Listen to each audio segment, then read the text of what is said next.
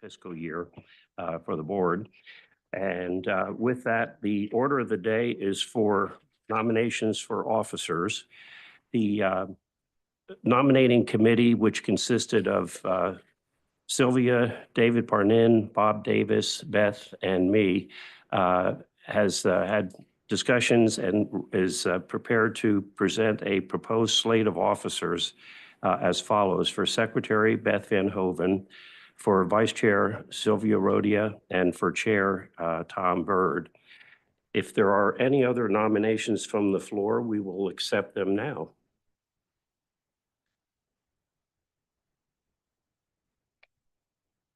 Are there any other nominations? Are there any other nominations? Then we will close the nominations and ask for your vote on approval of the slate as proposed. We can do that by voice vote, or if there is no objection, we can a roll call vote, or we can do it.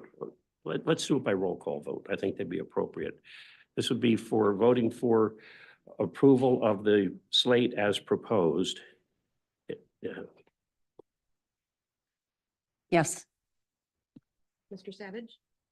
Yes. Stockton? Yes. Yes. Davis? Yes. Yes. Yes. Yes. Yes. Yes. Yes. The vote is unanimous for the approval of the officers as presented in the slate. Congratulations to those who have been voted to this office. And, you know, I thought it might be appropriate to read the responsibilities, since we all, I'm sure, have memorized our board packet. But the officers are, okay, the duties of the chair shall conduct the meetings of the board, and with approval appoint all standing and special committees and be the ex officio member of all committees. The vice chair assumes the responsibilities and duties of the chair in his or her absence or vacancy, and will perform such other duties as may be prescribed by the board. The secretary signs all minutes to verify accuracy, serves as the board's resource regarding provisions of the Open Meetings Act, and assures that the board meeting dates are published and posted in accordance with the Open Meetings Act, and make sure that notice is given to all board members about meetings and such. And then acts as the third person in line for responsibility of chairing board meetings in the event that the chair and vice chair are not present. So with that, we will have a discussion on our agenda in our main meeting about committee appointments. So it's appropriate to keep that in mind as we go into our regular meeting. And if there are no objections, we will then adjourn the organizational meeting and call to order our regular meeting of the board. And with that, I'd offer an invocation today. I had one prepared, but I'd had previously had a discussion of the prayer of Jabez with some of our other board members, something that some of you may or may not be familiar with. And he handed me today a token that has the prayer of Jabez on the back.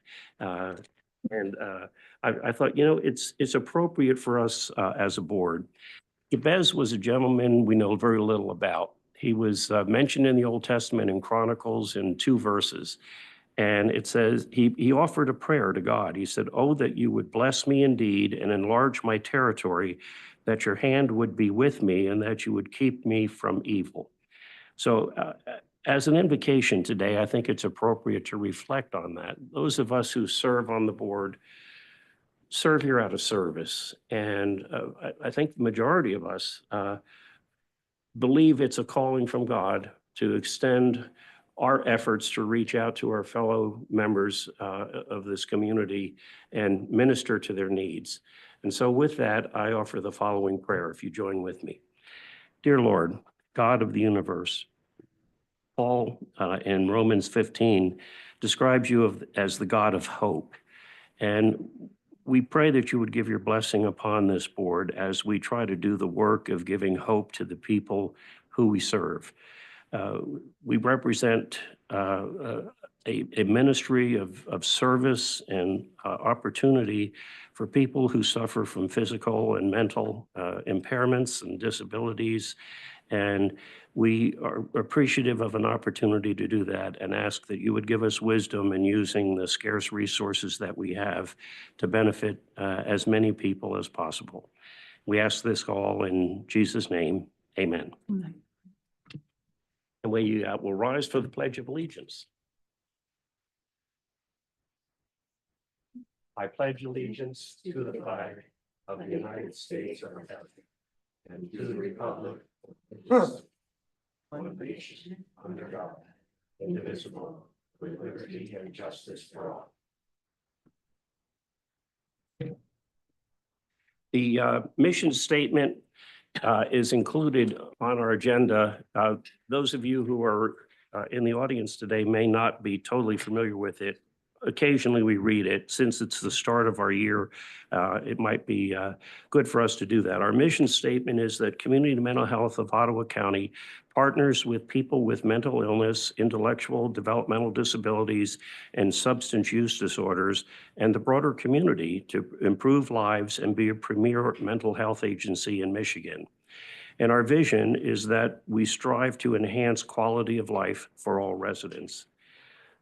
With that, we will now open the floor for public comments. You're welcome to step forward and please state your name and the township or city of residence. Good morning. My name is Leanne Sotak. I am from Holland, Michigan, Park Township. This is my son, Griffin. Morning, Griffin. Thank you for giving me a few minutes to speak to you today. And I'll try to hold it together. I am here not only as a community member, but as a mom. Griffin is a mom.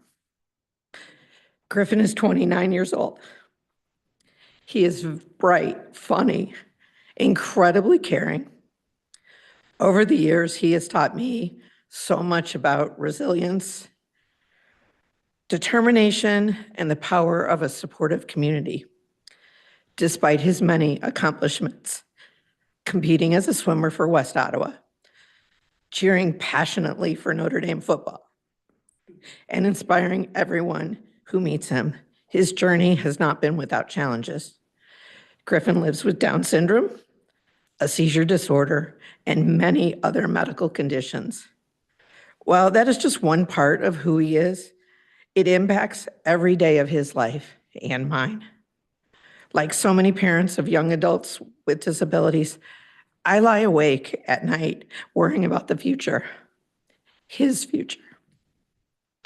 Where will Griffin live? Who will care for him when I no longer can? Will he be safe? Will he be seen, valued, and truly belong? I want to take just a short moment to express my gratitude. I know that Dr. Brashears and this board are working diligently to strengthen the services for people with disabilities. That work matters deeply, and I want you to know it is seen, and I thank you.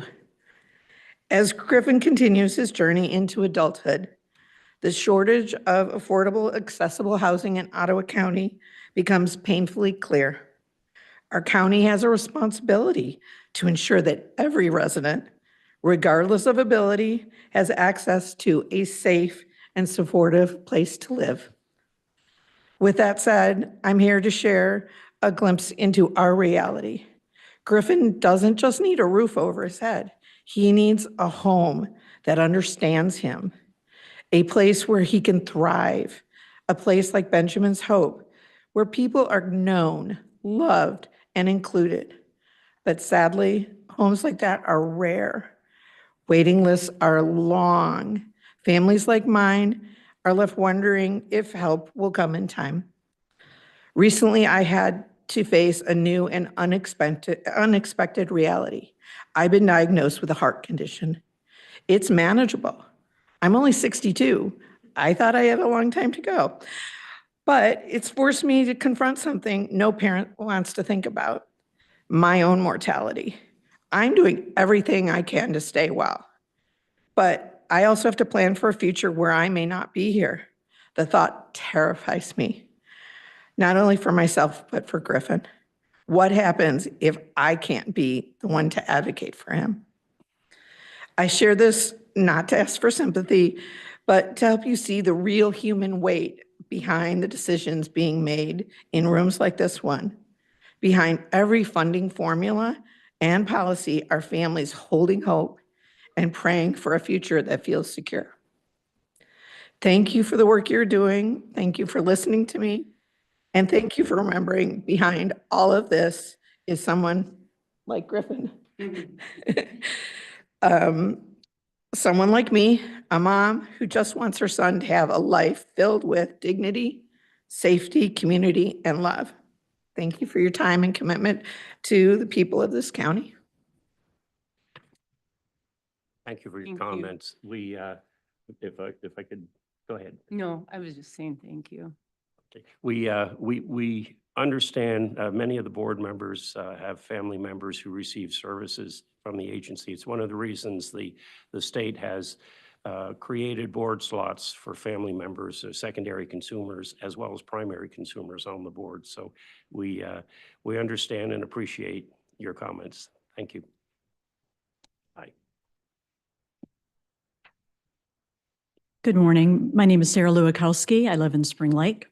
I'm also the executive director of Mosaic Counseling, and I am coming here today to thank you so much for including Mosaic, thanking you, the board, and Dr. Brashears for including Mosaic in the millage funding.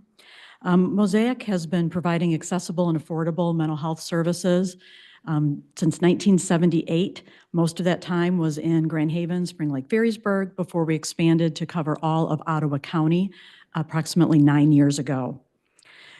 We provide mild to moderate, accessible and affordable counseling regardless of insurance status. So in fact, if someone lives in Ottawa County, we will not turn them away and have a panel of 270 therapists who are in private practice.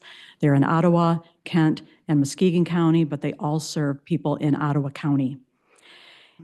According to the Community Health Needs Assessment, in 2020, the mild to moderate for adults was 17%.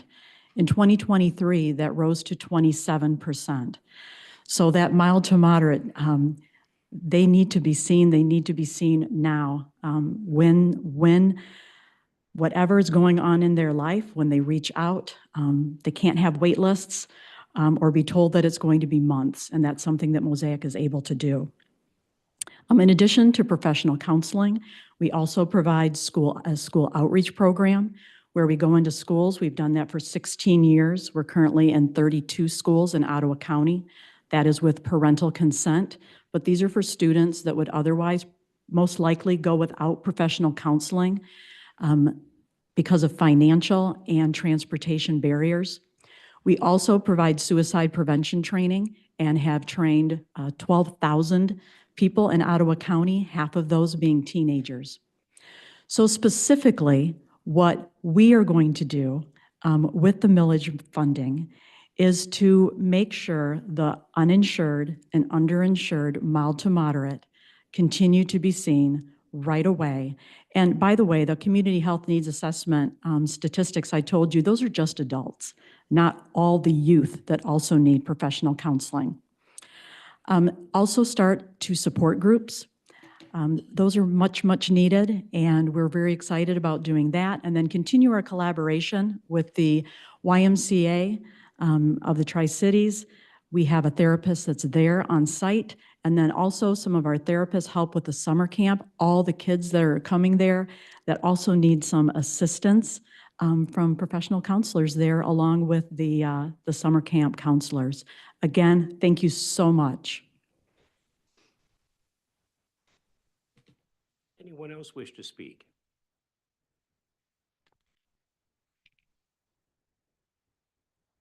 Okay, we're going to try to do this. I'm Denise Newhouse. I live in Howland Township. I'm here because this week my daughter Michaela met Jesus. She probably actually went running into the arms of Jesus and pushed Pope Francis out of the way, because that's Michaela's personality. But Michaela's been in care. She died from bilateral pulmonary thromboembolism. She had gained 30 pounds since she moved from the one adult foster care home to the other one. And the home she was in was basically adults with mental illness. Michaela lived with fetal alcohol. Her brain was damaged from that and from her prenatal stroke. I had been trying to get her to exercise, to do things, the whole time she's been at Pine Rest campus. But she's an adult. She needed one-on-one to encourage her. My daughter was a 5-year-old on a good day. She did not understand logic. Food was good. 5-year-olds like to eat. They don't realize the consequences. Her brain was not capable of it. She was in the ER twice this past week. She was in the ER the night before she died. So I'm just begging you, we've got to do things differently. My sweet little girl, who could also be very sassy and spicy, but she loved Jesus with her whole heart. And for her to be in that home and that last day too, she didn't feel well. And she was just laying in bed. And then she passed away. I'm just here because no parent should get a call like I did Monday night. A little after 10 telling me that Michaela was dead. So you got to do something for the activity. There has to be more helping our residents. I tried. I went there weekly. She liked going to thrift stores. So we'd park the farthest parking spot away so I could make her walk to the door. And then we'd walk around. We often spent hours walking around Sam's Club and other places that we could, to get her to walk. I still have one son at home with special needs. His mind is not quite like Michaela's, but he also needs physical exercise. And he needs someone to do it with him, which I guess that's going to be me now more and more. But we just got to do something different. So thank you. We have visitation tonight and the funeral tomorrow. Just pray for us.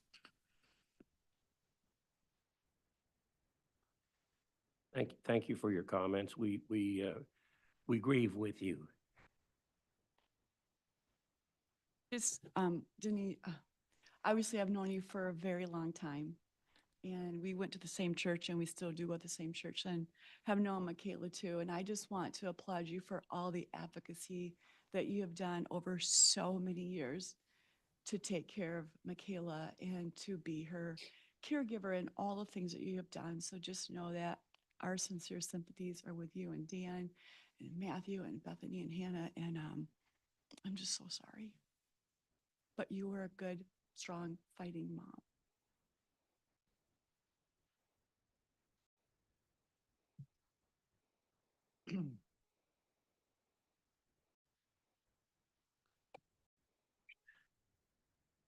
Sobering. Barbara Lee Van Horsten, City of Grand Haven, and the Momentum Center.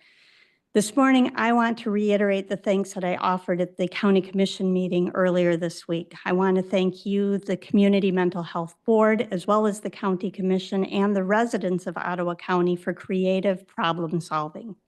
Nearly 10 years ago, when mental health funds were facing unprecedented cuts and CMH was no longer able to deliver the services that people needed, this county became the first in the entire state to pass a mental health millage. That funding has been a critical component in funding the crisis intervention team, providing psychiatric services in jail, supporting pathways to better health, and sustaining the Ottawa Community Schools Network, among other things. It was also the catalyst for 4 different social recreational programs that operate in the county, including the Momentum Center that operates in Grand Haven and Holland.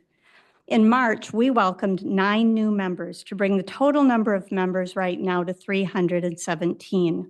Of those, we actively served 289 during the month of March, with only 28 members that we were not actively engaged with.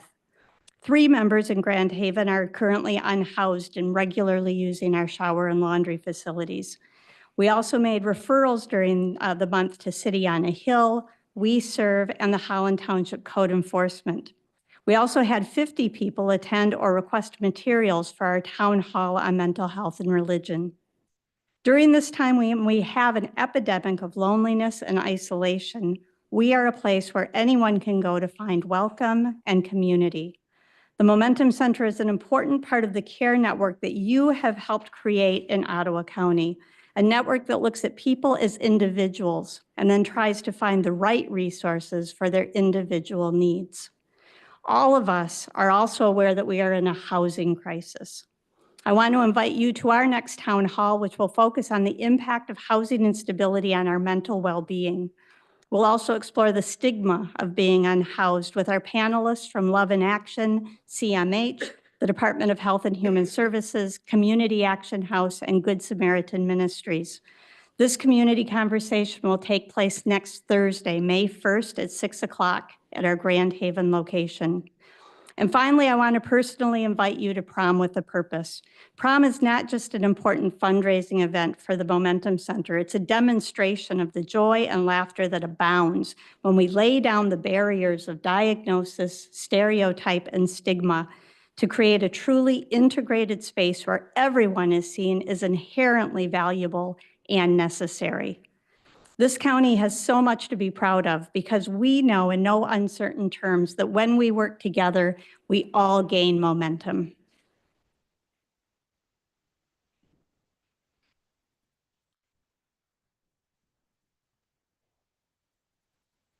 Rosalie Austin, City of Holland. Welcome back, Vonnie. I gotta say out loud, the good, the bad, the ugly, but was Michaela's death an act of omission?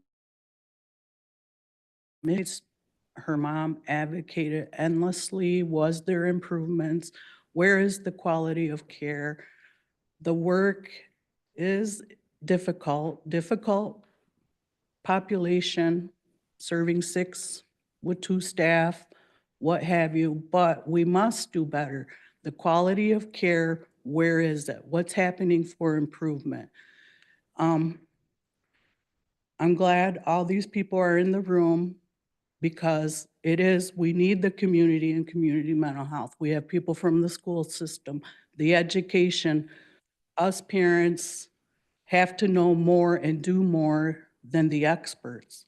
And we need more education and training on the nutrition and exercise. And there's programs to help with that now, but how is the word getting out? There was grants for the Health Endowment Fund to get gym memberships, pool memberships, but it was difficult to access. That ended. And another thing is that Michaela was adopted, and they are the ones that need the most but get the least. That's evidenced by the KB versus Lyon. It should not be so difficult to access these services that people need. IDD Lives Matter. And 27 years old, what are we paying for? It's devastating that not all group homes are bad, but there are. How do we fix this? How do we do better, make better? Ottawa County, why do we have to ship out of county? This is our home here. And we want quality care here, like They want to change the model back where we belong, but some of our kids don't belong here, and that's not right. Thanks.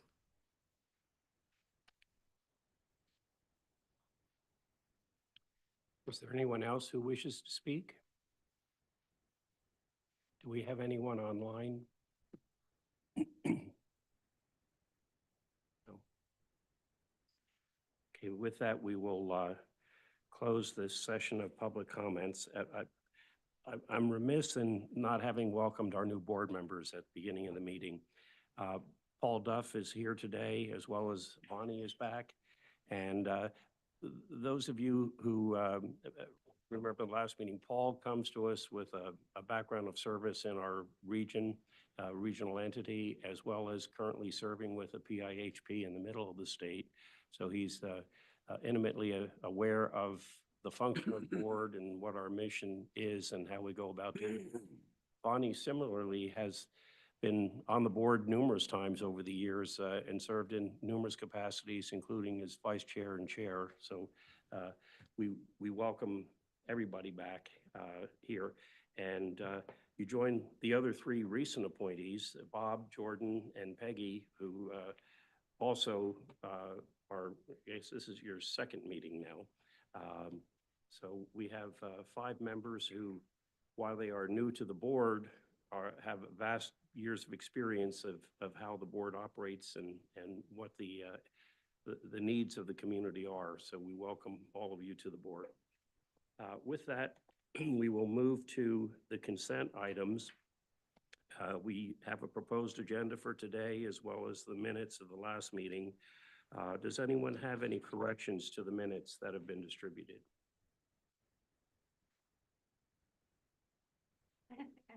And you can close your eyes if you're getting dizzy. Hearing no corrections for the minutes, we'll go by voice vote, approval of the agenda and the minutes of the last meeting. All those in favor of the motion respond by saying aye. Aye. Opposed, same sign. The agenda and minutes are approved. And with that, we will ask our CEO for his report. I'm going to try to be succinct because there's a lot to go over. I'll start off by saying what an awesome responsibility we have. And when you listen to the public comment, you see that this is more than just a health plan. This is more than just make sure people get services like an HMO. These services are the safety net and lifeblood of our community. So yeah, we have millage that helps us, allow us to have community and community mental health. Yes, we have wonderful specialized residential providers and families providing services every day. And we are responsible to ensure that the quality of life is the way we need it. We lose people. They pass away, and the families, no mother should outlive their child. But I'll tell you what, one of the first speakers said, I'm worried that I'm going to pass away before my child, and who is going to take care of them? On both sides of the issue, increasing quality, education, making sure our programs are running the way they need to. This is the work we do. So today in my report, you're going to hear a bunch of stuff happening at the state level and who should manage the system and all of these things for education. Who should manage a system that's not funding adequate anyways? Does it matter? My job is to keep our eye on the ball here, educate what's going on around us, but make sure that we live up to our obligations. And it is an awesome responsibility that I take seriously, and I know this board does. And our provider network does, and our families do. But you get reminded, but why we're really here. And yeah, I'll just say that. So I'm going to cover a variety of topics today. The first thing is I try to do every month is to go through some basic statistics of kind of like access and kind of crisis contacts. And we're getting better at gathering this data. If you can, we'll try to get to the right slide here. Yeah. So start with the one that says 112. Go to the next one. The first thing I like to do is talk about how many crisis contacts we have kind of like the month before we meet, right? And we try to figure out where they go when we have them. So what you're looking at is we had 112 official crisis contacts in our crisis system. I will tell you, there are many crises in our system every day that are not counted on here that happen in group homes that they're asked to deal with on themselves, families that they're asking. So this is just the official accessing us in a psychiatric crisis of some sort. And you can see we had 112 last month, and 72% of them did not result in an inpatient stay. And you should know the majority of those, when they seek us, are looking for that. So what do we try to do with that? We try to have people go to a crisis residential program, or we ensure that they're rerouted back to their treatment team if they have one, or they're stepped down from the hospital to another level of care. So when you're looking at this stuff every month, I use this data to ensure that we're trying to do everything we can not to have people hospitalized, but make sure the folks that are getting appropriate care. So if you're in the public and you know anything about our system, you understand that sometimes our clients sit in ERs for hours, even though we get to them and assess them and say they need a hospital, but there are no beds available anywhere in the system. This is the plight for families and specialized residential providers all the time. In fact, I had a call from one specialized residential provider this week saying, Michael, I'm kind of calling you preemptively because we may need your help to ensure the person could get in the hospital, right? But I show you the statistic to show you the movement of how we really are trying to divert and find different ways to deal with psychiatric crisis. And so you'll see this report every month. And, you know, my thresholds, we're really trying to get to 25% or lower on the inpatient. That's what I'm looking for. There are other statistics that we look at, like if someone's hospitalized, are they readmitted within 30 days? Because if they were, maybe the hospitalization wasn't long enough. We have other statistics I'll show you in the future how we track that all the time. We do very good with that, by the way. We're like the best in the region. It's like 7% of the time, maybe even less, which is good. That means it's good discharge planning. But I show you this not to say it's a perfect system, but it's a way of monitoring it continuously to make sure our crisis contacts are where they should be. If you go to the next slide, it's related to, not that one. Michael, is it okay to ask a question? Yeah, please do. Out of that 112, do you know how many are actively receiving services at either CMH or a provider? Well, that's interesting because once they receive one contact from us, then they're technically receive service from us. So all of them, by definition, it is a good statistic to break out of the ones that were there who's been in treatment, say, more than 30 days with us. So we can add that dimension so that you can see how we're handling internal clients that we know or people coming in that we don't know. Would that be helpful? Yes, and it's their first time contact with the system. Yeah. So I showed you that one because it's a good stat. So this one, remember, we often heard, I know when I first got back, no one ever gets in the CMH. No one gets in. Okay, that's true in some regards, right? But I wanted to make sure that we're keeping track on a monthly basis how many people actually came in for an eligibility assessment, what percentage of them actually got into services, and which population, right? Now, you'll notice that we had 50 assessments. That means people that made it through the screening process. That's not how many people were screened.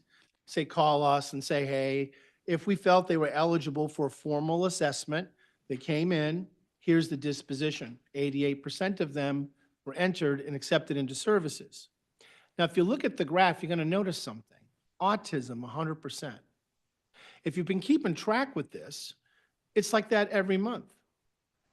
The reason why is the criteria to get in for CMH for autism service for one type of service has broadened. So the time they get past the screening, they're pretty much already eligible. It's the screening we have to start focusing on in terms of eligibility with autism. So I'll be looking at that because I've noticed the trend that every single month, if you've made it to assessment and you are not in the autism program, you got in. But I still hear lots of people can't access us with different forms of autism on the spectrum. So I'm going to have to broaden my, I'm going to have to increase my search right before this step with them because the data suggests once you get past screening, you're eligible. So I'm going to be looking at the screening process and looking at the stats of that to see how we're doing and where they're being referred to. Because if you're paying attention to these as a board member, you're like, gee, everybody gets in for autism, but my goodness, I keep hearing no one gets in for autism, right? So we're gonna use this, and this is why you do this data every month to say, all right, we have to drill down a little deeper because the story isn't jiving in a way. So you look at the DD adult population, there's only that's gone down last month because there was fewer people. So all you need is like 1 or 2 people to be referred out or something, and that makes it at that percentage. But by and large, folks are getting into services once they pass screening. So we'll have to look at our screening processes just to see, and we have ways to look at that, who's not making it to assessment. Because this story, the last several months, has been saying the majority of folks, over 80% do. But I know we often hear it's hard to get in, right? So you can be confident that once they're assessed, they're in. So we have to look at the stage before that, and I'll start doing that and bringing that information to the board and the public. Any questions on this one? Yes, it'd be helpful to know of those who are screened in, how many, what percentage of them actually make it to their assessment? Or is Oh, yeah, like from screening to assessment. right. So how many, if I may, what I think you're saying is of those that say, yes, come on in for assessment, who comes here? Right. And how fast do we see them? Yeah, last board meeting, we were looking at some of the indicators that says, okay, once somebody's assessed, we have 14 days to kind of get them into treatment and how we're doing with that. And so, but you're asking, gee, we said come on in or assessment and they never made it. And what would be really good, I just thought of right now, is of those that didn't make it, did they have a crisis contact within 30 days, right? Because they didn't make it in, did something happen? Right, They go to so, the ER. yeah, right. So I don't mean to spend a lot of time going over these reports. I give them to you in advance, but I'd like to highlight 1 or 2 of them for you. Please remember as board members, at any time, you can call me at any time for anything in the packet and ask me questions about it before the board meeting. I remind you, I do work for you. And when I send out information, I know what I'm thinking. And I know like, oh my goodness, I'm going to talk about it, but you might not. You might, am I supposed to understand that right now while I'm reading it? So I encourage you, and some of you did, please do that. That is one of my major functions as your CEO, is to ensure that you understand what's in the packet. But I'll do a better job, like saying, hey, this document, I'm just showing you now, I'm going to explain it. Because you're not supposed to be subject matter experts of every single piece of paper we send before you, right? And I know you kind of like, I don't know if I know, but I know, right? So I just invite the board throughout the, and, because of the timing of our board meeting, and sometimes we can't get the information until a couple of days out. I get it, but I am available at any time to answer any questions so that you feel more comfortable when we talk about it. So you don't feel like you have to, at the board meeting, go, all right, what the heck is this? And then like we're spending, so I invite the board to do that. Some of you did that. I did sent out a clarification email on some of that, and I'll continue to do that practice. So on this part of the report, I'm kind of done with the statistics. We can go to the next item. Okay, so my previous speech is now related to these things. All right, so you have a series of documents in your packet. One's called Protecting People Over Profit, and the other one is called Michigan's Medicaid System Prioritization of Care. So why did I include these in the board packet? First, I want it in the public record, and people from the public can get this, and we can make it available to them. But as you know, the state has indicated their desire to enter into changing the PHP or the Lakeshore Regional Entity System right above us.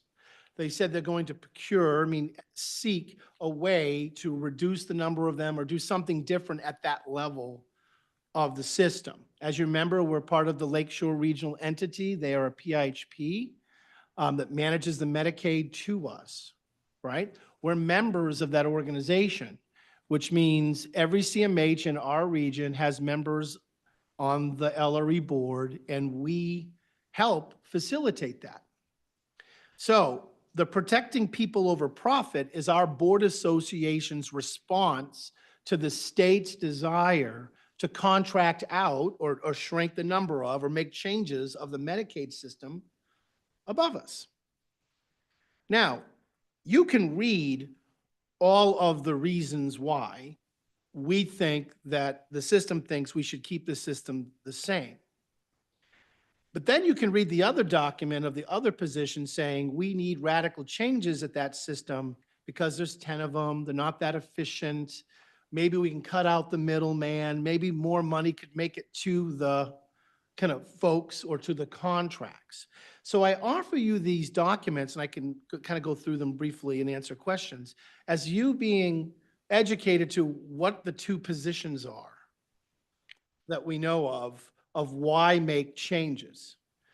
I'm not going to get into a comprehensive analysis of the kind of desired changes of the state until they release them. They've just said their intent to change the system. We don't have any formal changes to the PHP system that we can look at. So some of the reaction is premature. I like to wait to know what they actually want to do before I say you shouldn't do it. So I'm going to continually update the board and the community. On May 2nd, from 12 to 2, I'm going to have a Did You Know series talking about more the Medicaid budget shortfall, but I'll also review these documents too to anybody in the public. And yes, I will record this one, I promise. I figured out how to do it. I don't have to have a lot of staff around on Friday to help me with it, so I got it. So this one will be recorded and sent out. But the CMH Board Association one starts off saying protect people over profit. And it basically, if I had to kind of give a Reader's Digest version of it, is it claims that our system's doing well with the money we have, but we're underfunded.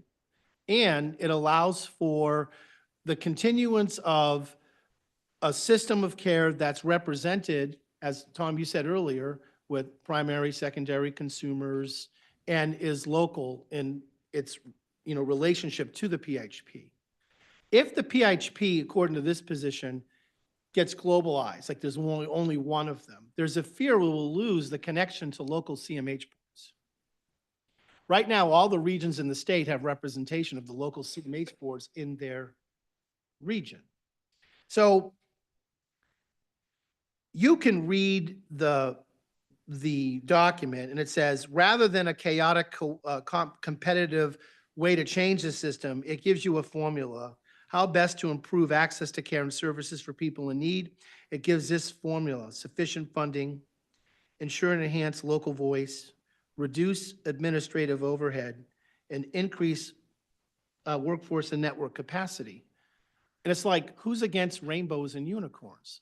Everybody wants that. Efficient funding, local voice, reduce overhead, and increase workforce and network capacity.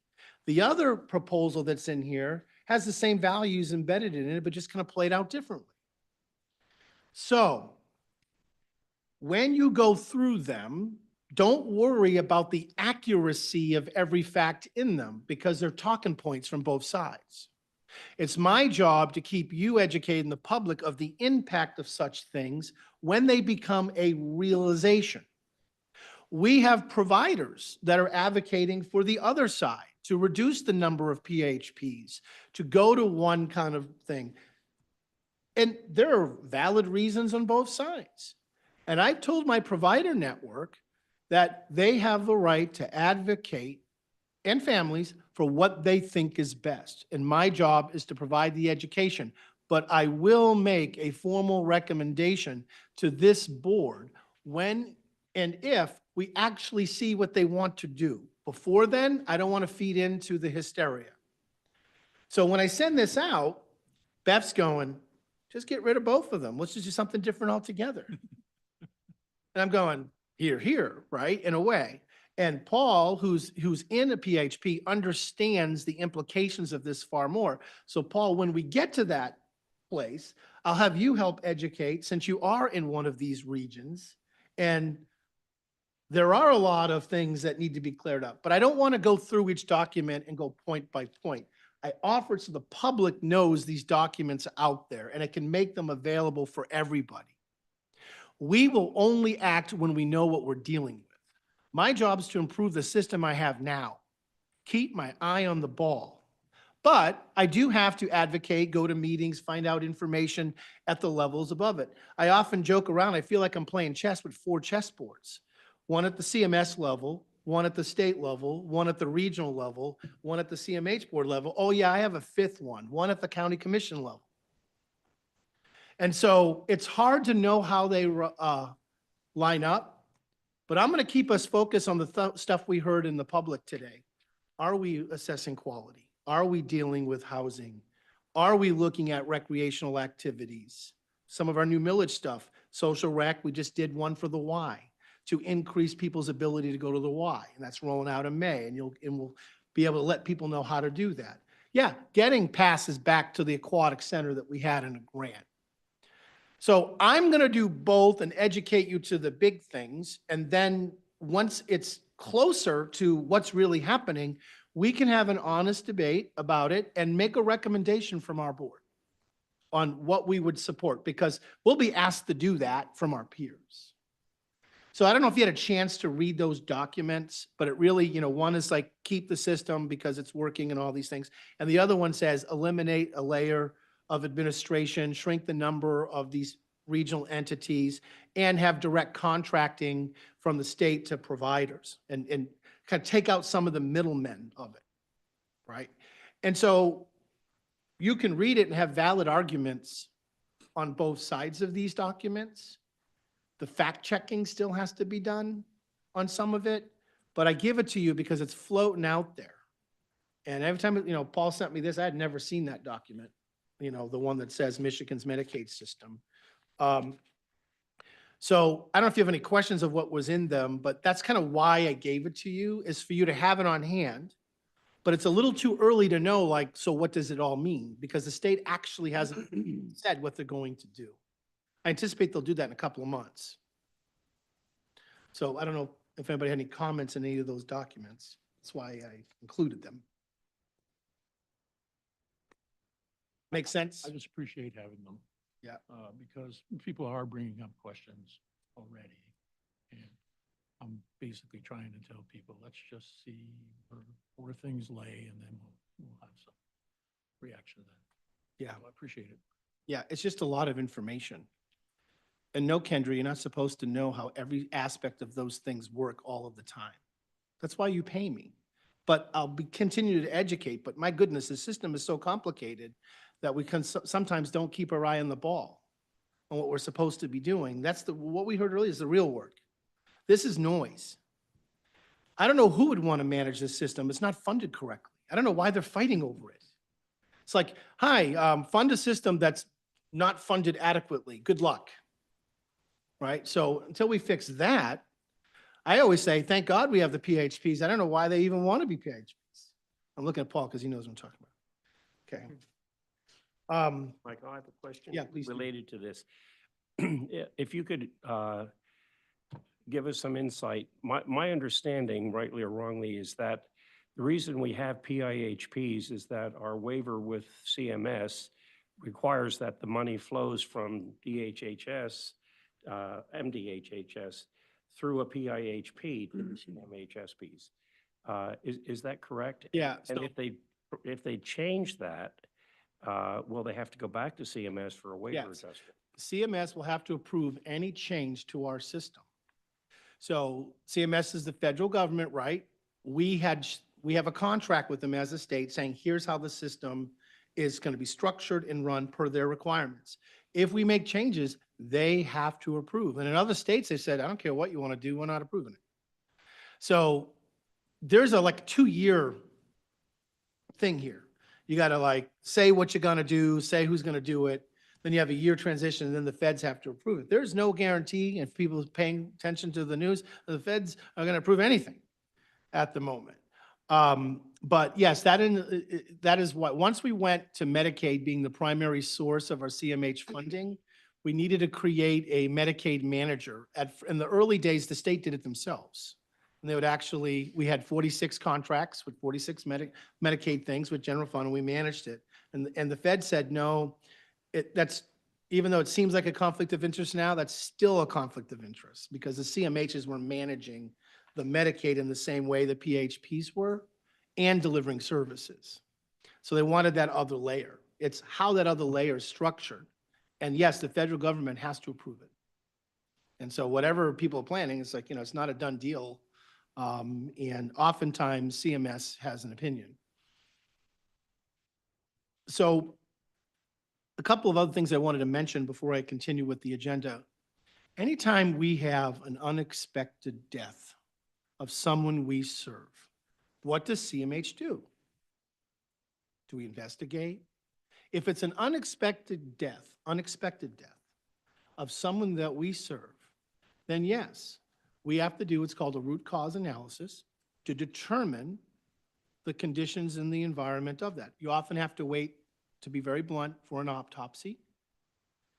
My role, if there's an unexpected death in any of our programs, is that unexpected death a result of something I know has to be shut down in a group home or somewhere else? Like, oh, then you step in and you make changes to that.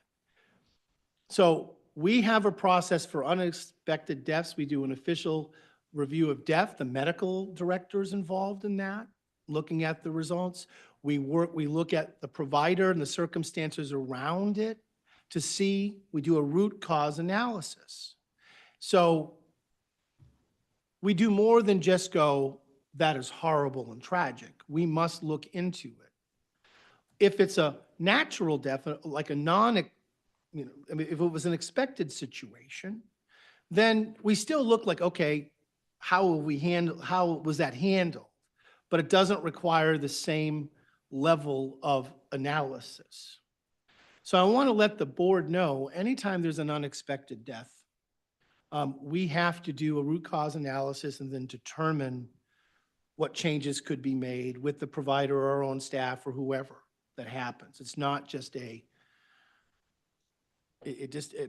does do that. And some of you might have questions, so what are we doing about when you hear that? So I just wanted to educate the board on that.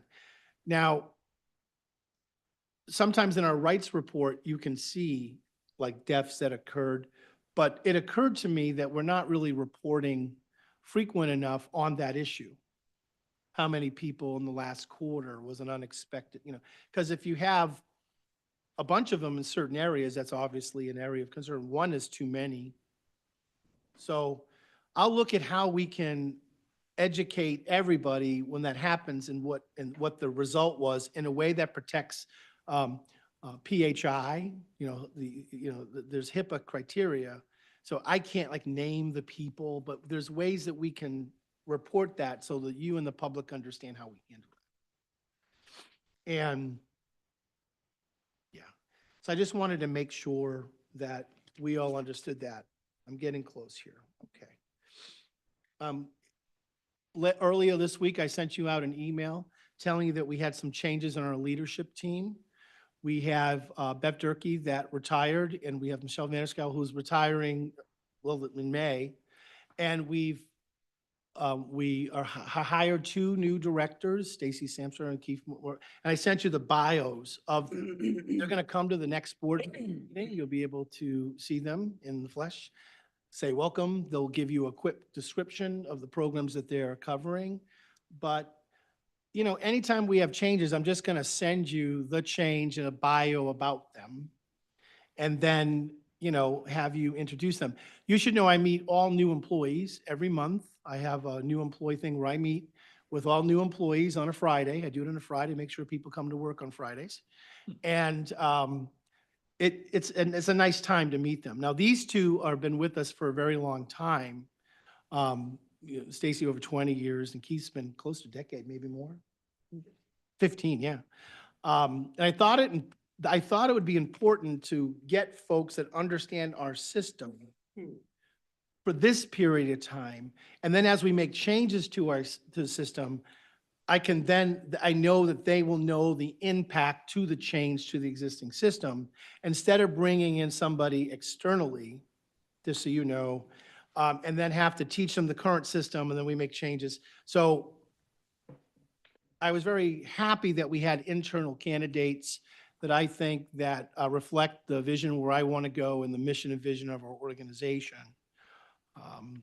We're about to launch a new electronic medical record system we call it Auto, but it's through PCE in June. And as you remember, I wanted to do that for a lot of reasons. The one that we're currently using, that nobody else really uses it in the state anymore. There's no technical assistance. And we were doing double entry into things. It also was a way to crystallize the staff and bring them together, all to learn all of our processes together with the new system. And usually it's a crisis it's a stressful thing when you put in a new EMR. And I find this is helpful that we're all on the same page of how we're doing certain processes, how we're documenting certain ways, how we're all working together to understand the new system, finance, compliance. And so I've seen it as a way of unifying and providing continuity in how we deliver care so we can answer the question, do our services matter, in a better way? So I'm sure the staff that are watching this are going, yeah, Mike, it's been stressful. You haven't been sitting in all the thousands of meetings we've been doing. But what I'm hearing is, wow, we're all on the same page and understanding this for the first time. And that's the advantage of putting a new system. Plus, every other CMH in the state, except for CEI and Lansing, use this vendor. And the state uses this vendor. So anytime there's a change at the state level, guess what? We get it. Right now, we have to go, how does that apply to our system? We have people doing double data entry, like from 1979 almost. Like, so just to highlight that.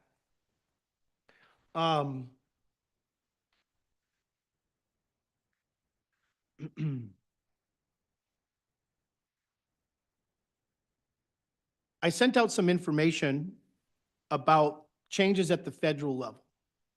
Is the federal government thinking of changing Medicaid? The answer is they're thinking about it. It's not clear what they want to do. There's been rumors about the CCBHC funding level we have. And they're talking more of the grant, not the demonstration progress we have. But I'm telling you, we're keeping an eye on it. I'll keep everybody abreast of any changes to it. We had some grants on the substance abuse side that were eliminated, but we were able to find other funding sources to keep those going. And, you know, so there's a lot of anxiety about it. And I sent out an all-staff video about it. Some of you couldn't get it because we haven't figured out how you can open it if you don't have a My Ottawa account. My partner here is working on it. But I've been trying to keep the staff educated. You're hearing this, I got my eye on the ball. You're hearing this, here's the impact. I'm trying to stay in front of it the best I can because people are afraid. They're afraid they're going to wake up one morning and their Medicaid funding is gone. So that fear is real. It's not imagined. They're watching things around them. So I see it my job to keep educating people related to that. I talk to Heisinger's office twice a week in Washington, and just to say, are you hearing anything? And we will keep people abreast to it. I also talked to Bob DeVries, which is the county's lobbyist in Lansing, educated him to some of the challenges we're having. He spoke to the county commissioners and he said, they're not planning on doing anything. I'm like, so I tackled him in the hallway. I don't know if you noticed that. And said, so we have a strong way of educating, and I'm talking to him frequently now, but from a lobby perspective, keeping the eye on the ball, what's happening on the state, what's happening on the federal level. And one of the agenda items is about the budget issue, so I won't talk about it here.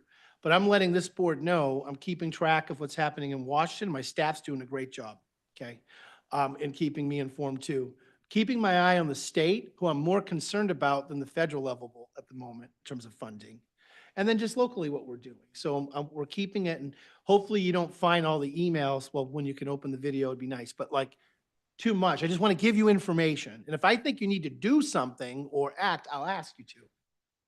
So I'm sure you've seen that stuff, and if you have any questions about that, I can answer it now. Okay. I have so many other agenda items, I'll suspend this portion of the report.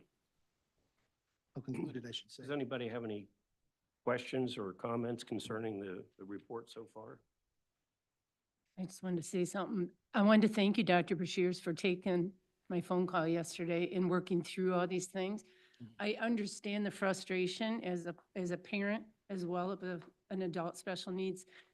The stuff, the bureaucracy of everything is overwhelming, and it's very frustrating because we have people here in our county that need help. We need homes. We need a lot of things, and we've got to fight this kind of stuff. So I appreciate everything you're doing and the information you're putting out and making it more tangible, I guess, for us to work through. So thank you. I also think it's important to keep the staff up to date on things that it can have an incredible effect on morale. If people are reacting to what they're hearing might go on. And so people want to know they have a job going. Thank you. I'd have a couple of questions for you, Michael. We stream these meetings on Zoom. Do we also stream them on YouTube? Do you know? I have no idea. Okay. Oh, it's live. Oh, boy. Good. And then the other question, you mentioned the LRE. Do we still have an open seat to appoint for the LRE, or that is filled? Mr. Parnham filled it for us. Yeah, good. And then the other question is, I was meeting with one of our consumers this week who goes to the same health club I do, and she had been missing for a while, and I found out that her Medicare Advantage plan stopped providing health memberships for her.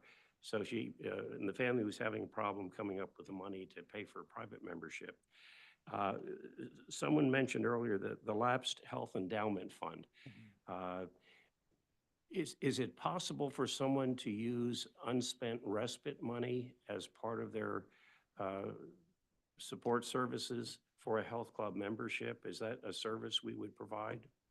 I don't know if we can use respite in the way it's defined, but it's something to look into. You know, we had a grant that came to an end that we were providing health memberships to places. You know, our new millage program that we put at the Y will do that.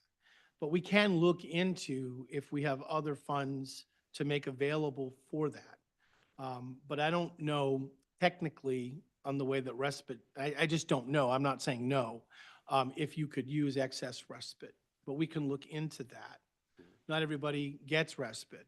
What I'm looking for is to make sure that our clients that we serve have access to community inclusion things like the Y, like the Holland Aquatic Center, like those things. And so it's definitely something that I will look into and give a report back on the board, but we're trying to find ways to make that happen with millage dollars and other dollars. Medicaid makes it tough, even though you would think this would be a no-brainer.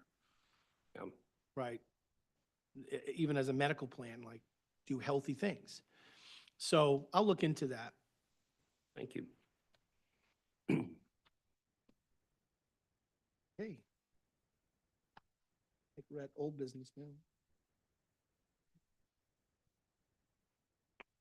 Can I move on to old business? Yes, please. Okay.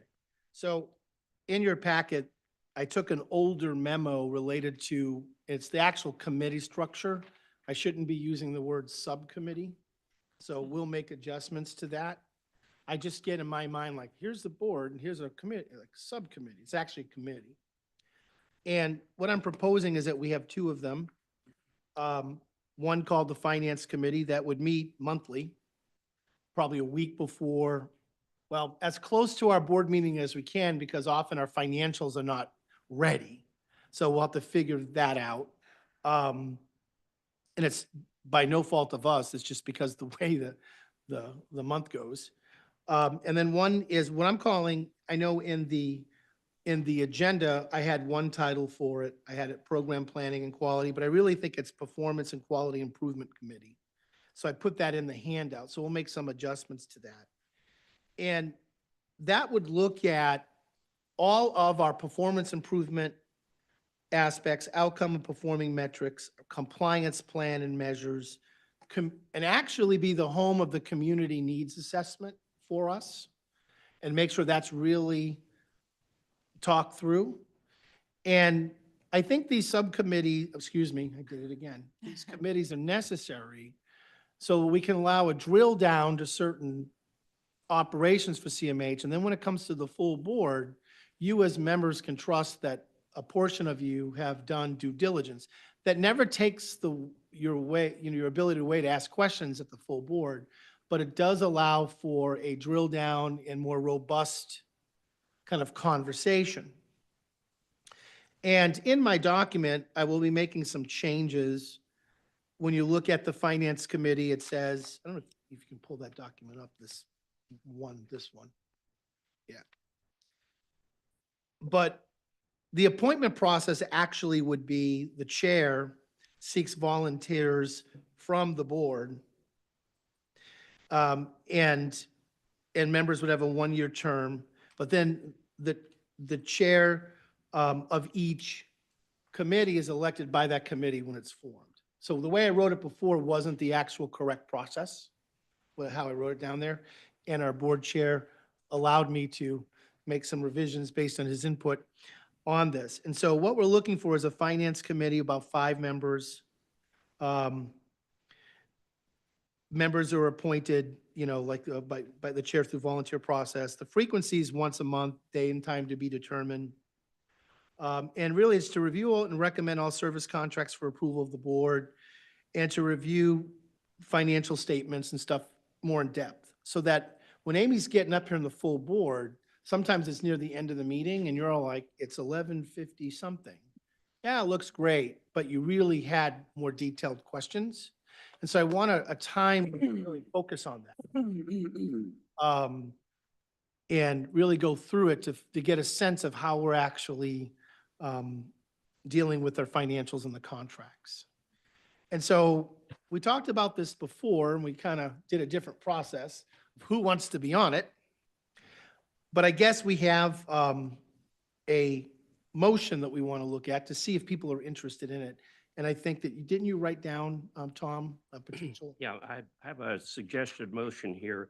As I mentioned earlier, Article 12 on committees says the chairperson with the approval of the board shall appoint such committees as the board may from time to time designate.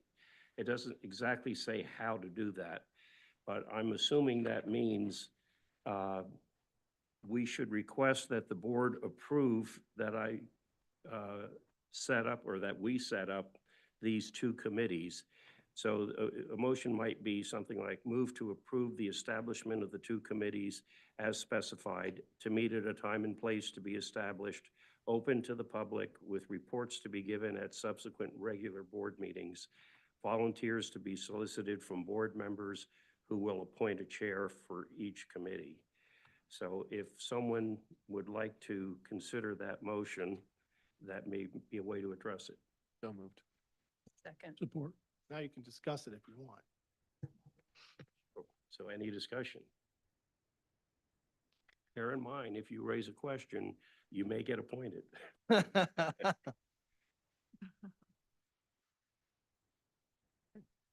I have a question about the Finance Committee. scope and charge.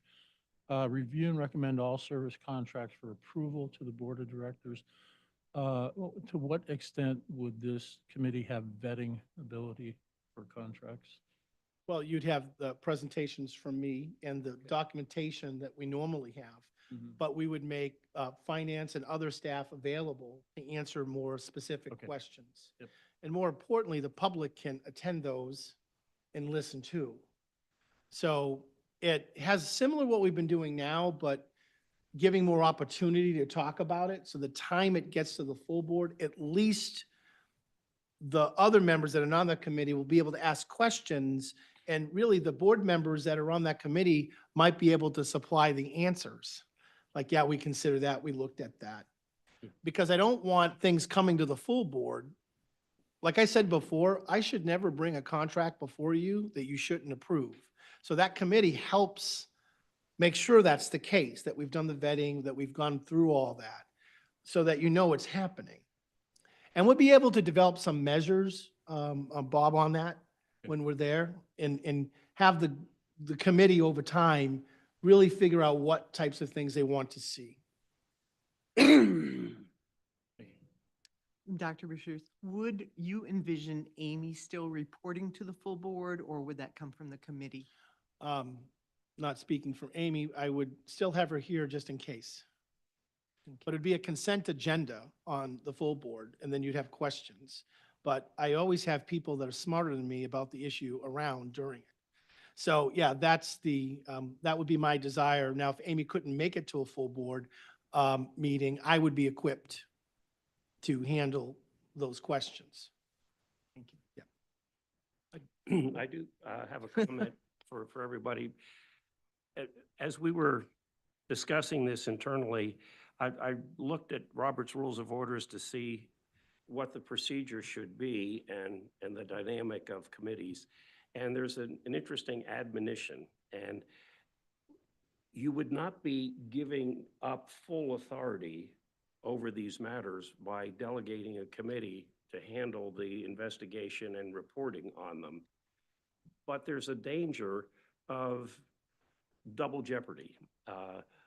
The committee does its due diligence, does its work, working with the administration to clarify any issues, and brings a recommendation to the full board endorsing a particular issue. We don't want to relitigate everything all over again in detail. But you're not giving up your right to ask questions and also to ultimately vote on the recommendation from the committee. It's just a way of trying to streamline things and make us more efficient as a board. And we did function this way 20 years ago. Yes. I'm not sure when we got away from that practice, but it was a healthy dynamic 20 years ago, because in an open meeting, members of the public could come, they could talk about programmatic issues or financial questions. So it was a service to the public at large. And I'd recommend, for example, that we hold them at our main building board meeting room. Because I don't anticipate hundreds of people showing up, but if some members of the community come, it's a good opportunity to sit down and discuss things together. Also allows us to bring, if there's a, like, say, new contract for a new provider, that subcommittee could meet the provider, right? And then, you know, they can come to the full board too, but getting in the practice of you seeing who we're contracting with, to me, is important. So, but I like the idea of having the committees at the James Street location. I really do. You know, the more we can come back home to CMH, the better. Tom, to your point, I was on the board when we still had that committee structure. And kind of what it evolved into was there were so many questions from the full board that we ended up just doing, like, the financial, the program and planning committee, and I can't remember when that dissolved, but it was probably, I'm using my memory, about 6 years ago, I would say, that the finance committee dissolved because it was essentially a repeat of everything the subcommittee, the smaller finance committee, had gone through. So just to give you that piece from my memory. Yep. That's what happened. And that's, And I think that's what you're saying is let's Yeah. think about how we're working as a committee. mhm. And if that same thing occurs going forward, if the board feels that Yeah. we're just redoubling our efforts, that we can always dissolve a committee. Thank you. So for now then, if we were to go forward with this, and if a member of this full board has a question of something that's on consent, they can simply ask to pull that off consent, and it would be then an action item that we would consider individually and have more conversation on. Is that how it would work? That would be the proper process. And much needed if someone doesn't feel like, Mhm. now you pull them all, Right. like, okay, Mhm. maybe this is the finance committee, right? But it might take us several months to get used to it. And then, by the way, we can change our minds. We can say, that was a good idea, but no. For whatever reason. And that's the good thing. But I know I have a board now. I mean, we have such a balance on this board of expertise, family involvement, and knowledge that I think some of you want to gravitate to some issues and others to another. And this allows you to feel like you're competent and confident in certain areas without having to do all of them. Some of you are not finance people. You're like, just make sure the lights are on, right? And some of you really want to know what's happening programmatically from a quality standpoint to ensure what we do matters, those things. And you're thinking that way. And so this allows for for you to feel like you have more involvement in that. It does require more time, and time is precious, so we can look at that too. Any other comments or questions? Just one more comment, and that would be if all of us volunteer for the finance committee, that might answer Yeah. the question too, so. That's Right. And we've said committee of 5 people. The board chair is automatically a member of that committee. Hopefully, I would not serve as chair. I would like to see other board members serve as chairs of these committees. But that doesn't mean that other board members cannot attend the meeting. And that's another reason for making them open meetings, so that if we have a majority of the board that goes to a particular meeting, we're in compliance with the Open Meeting Act. Yeah. And there may be some topics like, oh, I want to go to the other committee meeting, so that's fine. Now, if all of you show up to all of them, then we'll have 3 board meetings a month. But And if you're able to tape those meetings, then as we review packets, if anyone has questions, it's super helpful then you can go and see if your questions are answered just by watching that meeting, so. And I was envisioning a different frequency for the program and, the performance and quality one. I don't know if that needs to be monthly, but I think I put in there, we might want to look at it, quarterly or at least every other month. So we can figure out the frequency of that. We'll have the first one, kind of figure it out, and then over time, talk about how frequent, because the data and stuff if you're looking at the same data set 30 days later on some of these, sorry, the Boston accent came out. Later, what can I tell you? So, well, that one's always interesting because there's not always things to look at every month there that's accurate. But we can look at the frequency of that one later. Are we ready to call the question? The motion is to approve the establishment of these 2 committees as stated. All those in favor respond by saying aye. Aye. Aye. Opposed, same sign. Motion carries. And I've already had one board member offer to serve possibly on both committees. So if any of you have a desire to serve on the committee, please let me know. And if I don't hear enough people within the next week or so, I'll start making calls. Great. Thank you for doing that. I think we're on to new business. Oh, wait, we have one more. Sorry, Amanda. Amanda was going to talk about the preferred date and time of our meetings. Oh, yes. Amanda? So I did a quick survey of the results that I got back. The top majority would be still to remain at this time, Fridays at 9. But the there was a tie for second place, which would be Monday afternoon, 3 to 5, or Friday afternoon, 1 to 3. But the top was still to remain at the same time. So that's my recommendation, but it's up to you to vote. Okay, question. I sent my survey in last night, like at 6 o'clock. Did that get registered? I did not see that. I'm so sorry. No. No, because that might be like the over the edge. Friday morning, so. Like I should be Okay. able to access it. As of yesterday afternoon, around 4. I did it at 6. Okay, let me. Yours wasn't for Friday at 9, right? Friday at 9. I'm not a Friday at 9 person, but I want to see if that tips it over. Mine was done yesterday as well. I got yours. Maybe Monday. Did our new board members also participate in this? I sent it Yes. to everybody. Oh, good. Mhm. So it looks like the Friday morning date for the general board meeting still makes the most sense for the most number of people. I just looked up the new results. Friday morning at 9 is still the top. Oh. contender. I'm so sorry. Further review, the play stands as call. First down. And it's funny because I was hoping we've done you- this 3 times and it's always been Friday at 9. I do think that there's a couple of board members, I won't say who they are, that it's real difficult to do late afternoons. So anything like that is kind of tough. We used to do it Mondays 3 to whatever, but I think there's a couple of conflicts due to real legitimate reasons that would not be able to be accommodated. So, the mornings seem to be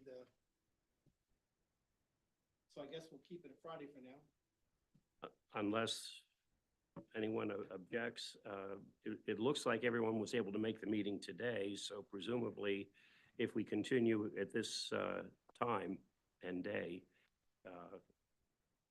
it's not going to be a deal breaker for anyone, right? Right. And it's the fourth Friday, correct? Fourth. The last, not the last Friday. The last Friday or the fourth Friday? Fourth. Isn't that the last? You could do, Sometimes for there's the Donna, you could do one of the committee meetings on Monday at 3.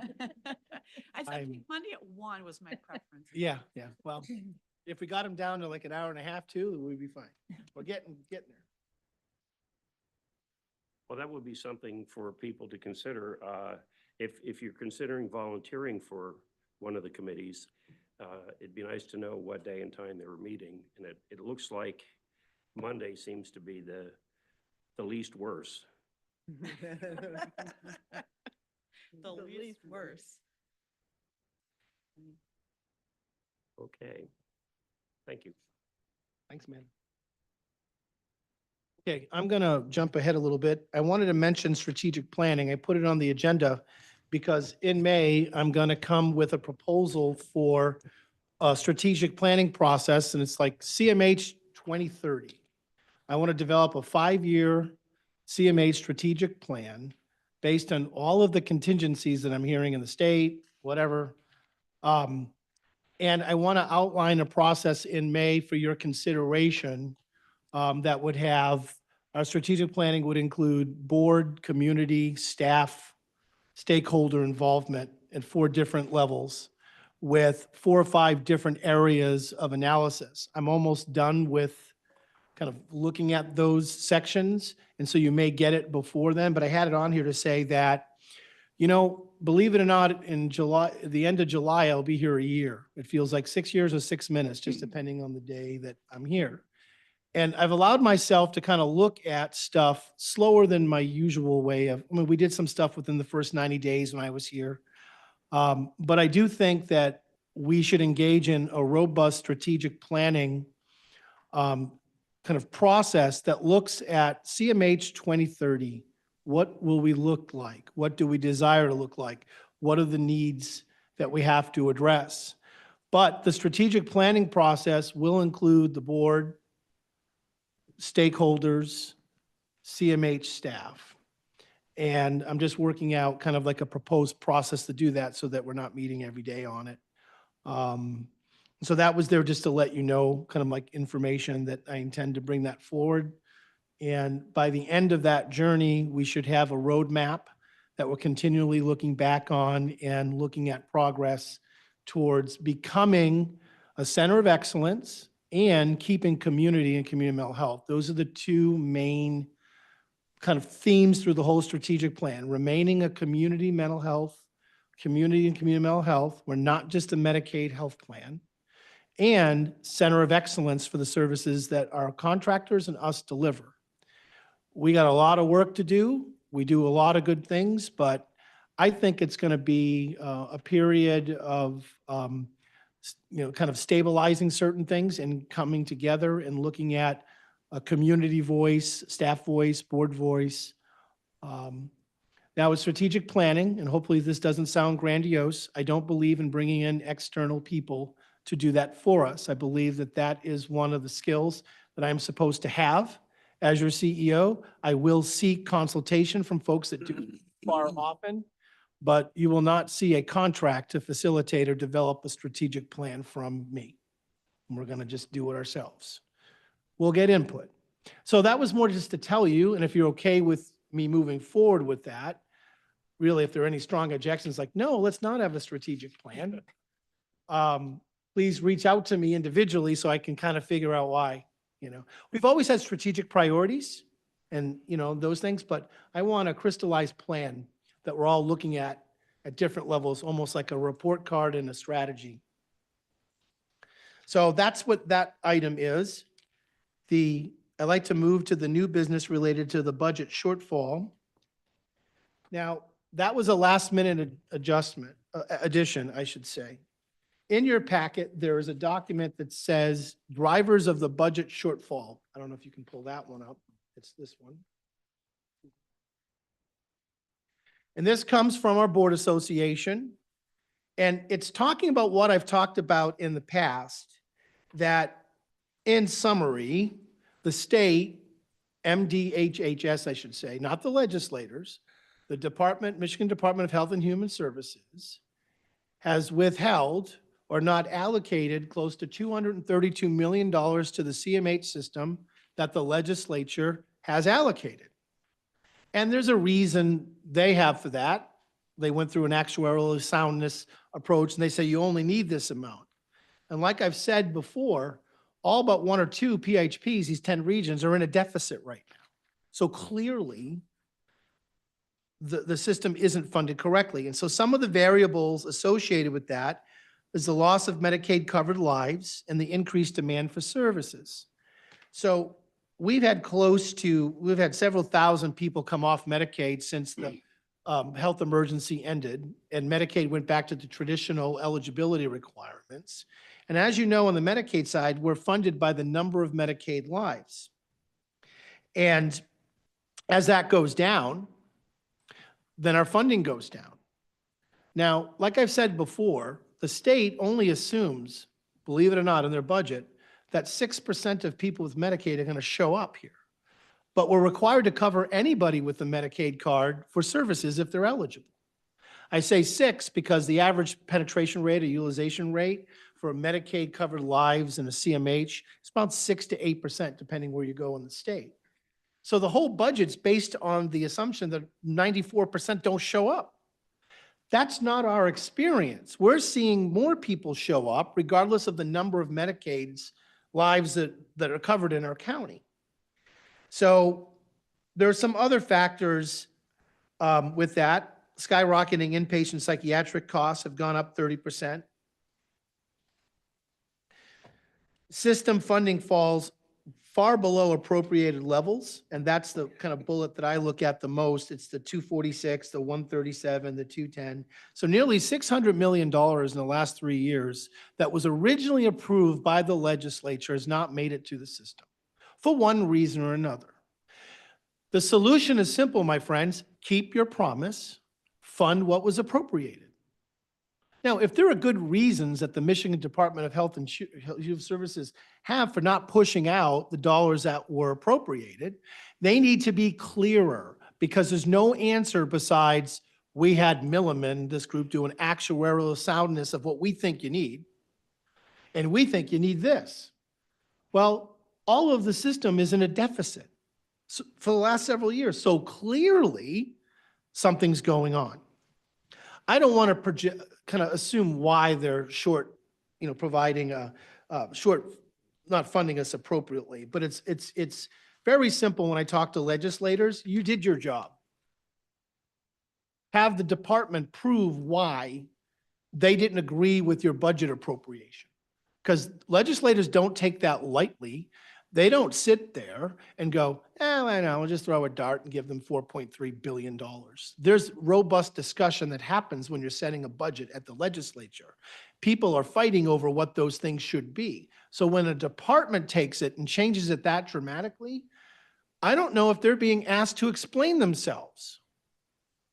And that's the real issue. One of the things you'll notice in this handout, if you go to the next page on that one, if you could. I finally got people to wake up that we have unsustainable special residential cost.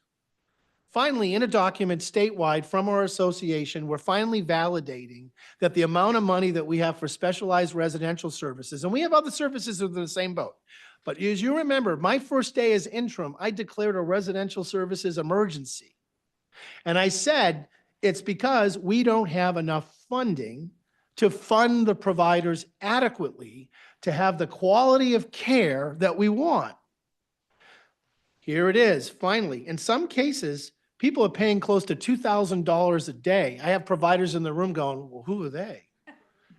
Is that like one person? Because the average is like $200 a day, right? So it's an issue that I've taken to this level and intend to use as a main advocacy point.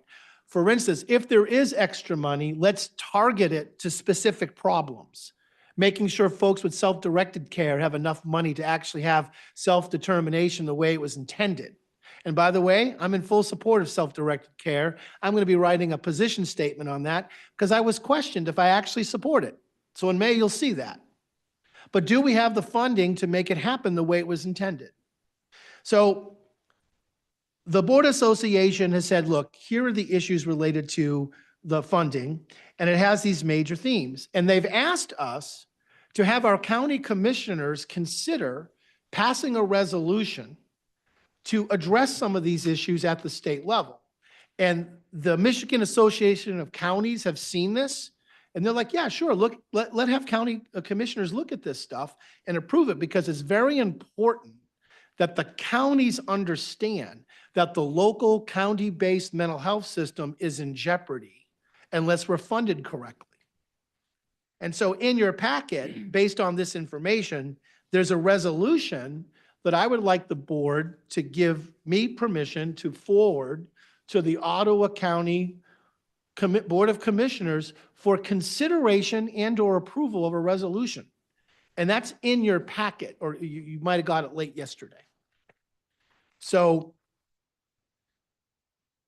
one of the issues that are listed in the reason why we have budget shortfalls, I tried to explain to this board, I'm telling you, every time I try to explain this, it's like mush because it gets complicated. But like I said, we get paid by the number of Medicaid enrollees in our county. We get to pay a little bit of amount per month, but there are different types of Medicaid enrollees. So on that second page, it says Medicaid redeterminations irregularities. There are folks that are on the DAB version of Medicaid, disabled, age, and blind, and they get more per month. Why? Because they have a substantial disability, or I call different ability, okay? Then you have Healthy Michigan, and that's a part of Medicaid, and so you can see we get $54 on average a month for those. Then we have TANF. That's people that meet the income requirements you have to do for all the Medicaid, but may not have risen to the level of being in the DAB, disabled, aged, and blind category. And then Plan First is like family planning. The majority of Ottawa County Medicaid folks are TANF. So if you look at that, you go, why does Ottawa County get less Medicaid funding than others per county? It's because of that. Right? So within the Medicaid funding, there are different gradations. That shouldn't be the case. If you're eligible for community mental health services, believe me, we are serving the most severe forms. Trust me, my provider network knows. You had somebody here saying, hey, thanks for the millage for Mosaic so we can expand out to moderate cases. The system needs to stop with this imaginary distinction between DAB and TANF. Our TANF clients need just as much as our DAB clients. The time they get to us, the need is equal. The assessments are equal. The eligibility is equal. The entitlements are equal. I can't go to a TANF Medicaid person and say, Paul, you're TANF, sorry, you don't get all these services because you're not disabled enough. Does not happen in our system. So because we had drastic people, when they kind of redid Medicaid again, go from DAB to TANF, the funding went down significantly. And we've been trying to correct it, which bucket should people be in? But the whole thing is flawed. 25 years ago, it was primarily general fund, not Medicaid, that funded this, and this wasn't an issue. We got money that was primarily general fund with Medicaid coming in, and we could use it pretty much equally. So what I'm wanting the board to do is read through this. If you have questions, reach out to me for a more detailed discussion on any of those items. Bob DeVries, our county lobbyist, has this. I've reviewed it with him. And consider a motion to allow me, I don't like to bring things to the county commissioners without your blessing. I have to remind them a lot that I actually am your employee. So I think did we put a motion in here? Yes. So someone would have to read it. Let me read this. As a proposed motion for the CMHOC Board of Directors to forward the proposed CMH 2025 funding shortfall resolution to the Ottawa County Board of Commissioners for review and approval. If someone would like to consider that motion. Move. Okay, it's been moved and seconded. Any discussion on it? Hey, Michael, just what is by sending it to there, what's the anticipated outcome of that? What are you looking for? Okay, education. It also reestablishes the link between counties and CMHs. See, there's a belief that if you're not a CMH county department, that somehow you're not really connected to the counties as a CMH. That's not true.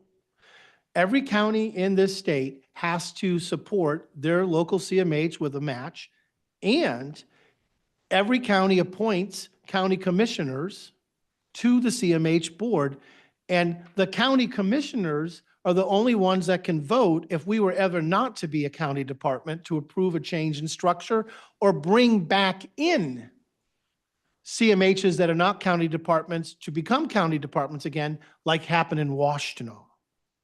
So this resolution is a way of saying, dear county commissioners, there are great stakes. There are great issues here that your CMH, even if they're not a county department, is not funded correctly, it impacts you and the county.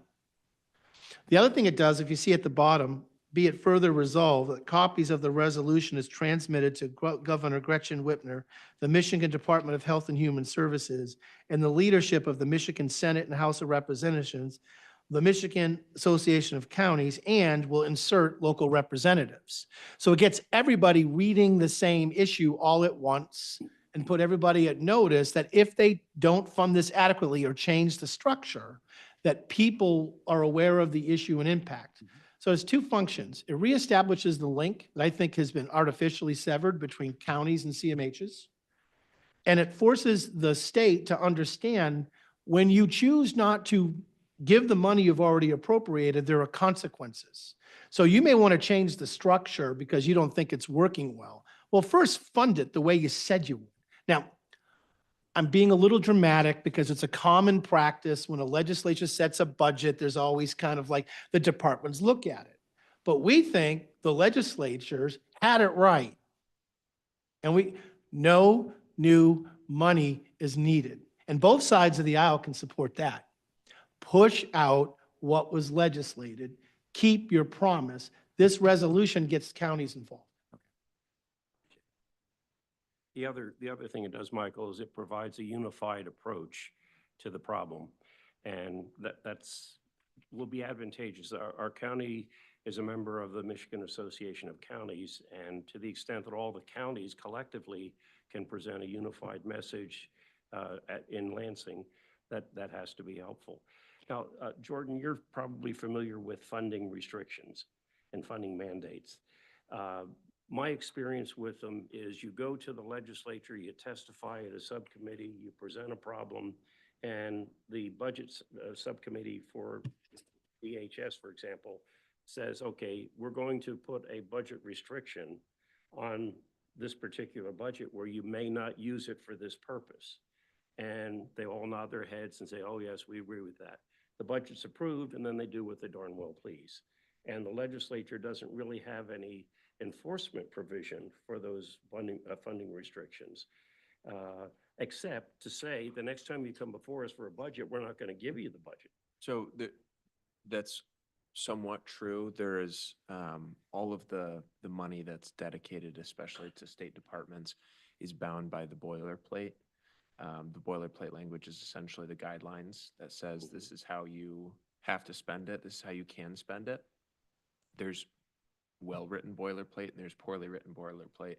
And DHHS is going to try and do what's advantageous for them while not expressly violating the language that's written in boilerplate. So fortunately, the House Appropriations Subcommittee Chair for Behavioral Health, which this would most likely be decided in, is Greg Van Workum, our very own state rep. So he is an asset. He's very knowledgeable about how to do that well, but in as much as we can craft that language correctly, that's what it would have to do. But even if they write it into the House budget, it still has to go to the Senate, and then that all has to be negotiated with the governor too. So it's a long process. Thank you. Well, any further discussion on the motion at hand to approve forwarding this proposed resolution to the county commissioners? I have one question. I know the Medicaid funding is only a small piece of what we're looking at as this bigger picture and how everything is funded, but are we finished with Medicaid unwind? Do we know? I was going to ask you that, Amy. I know that it was a process that was going to take multiple years. And so do we even know where we've landed on that? Well, my answer is will always be an unwinding because there seems to be an inconsistent, unwinding means going back from the health emergency requirements to the non-health emergency. And we're still experiencing throughout the state and even internally, like, are they in the right bucket? DAB, TANF. And, I think that we know now, definitely more now than versus a year or two ago. But I'm not confident that as a state, we've figured it out all yet. Especially when people were in CMH services and all of a sudden they're not on Medicaid. We've seen an increase in spend downs. So a Medicaid spend down. So you have to spend this amount down before your Medicaid kicks in. So that's been a consequence of the kind of the unwinding process. It's the reemergence of Medicaid spend downs. So we're looking at that relationship now. I don't know if you want to add anything to that. Where do you think we're at with spend down, or is it, I don't know if we have a lot of questions still out there, but. My initial response would be the unwind with a capital U. That was a year-long process because current members had to be re-enrolled within a certain time frame to be eligible for Medicaid services. But, some of the factors, resulting factors are related to eligibility for persons who are working but maybe not at the same level they were prior to the public health emergency, or just changes in Medicaid eligibility in general. So, I think the unwind is kind of a readjustment after this period of this grace period where everybody had Medicaid eligibility. Some of these things, there's a lot more co-insurances, a lot more private Medicaid health plans that are contributing factors in the big picture financially as well. And the spend down definitely has grown. We've seen probably our consumer spend down rates quadruple over the last 2 years. So To further contextualize, that process started in, I think, July of 2023. So all those redeterminations should have happened by now.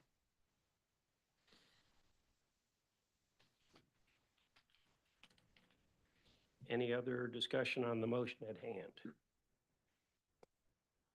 If not, we'll call for a vote. All those in favor of the motion to forward this resolution to the Board of Commissioners, respond by saying aye. Aye. Opposed, same sign. The motion carries.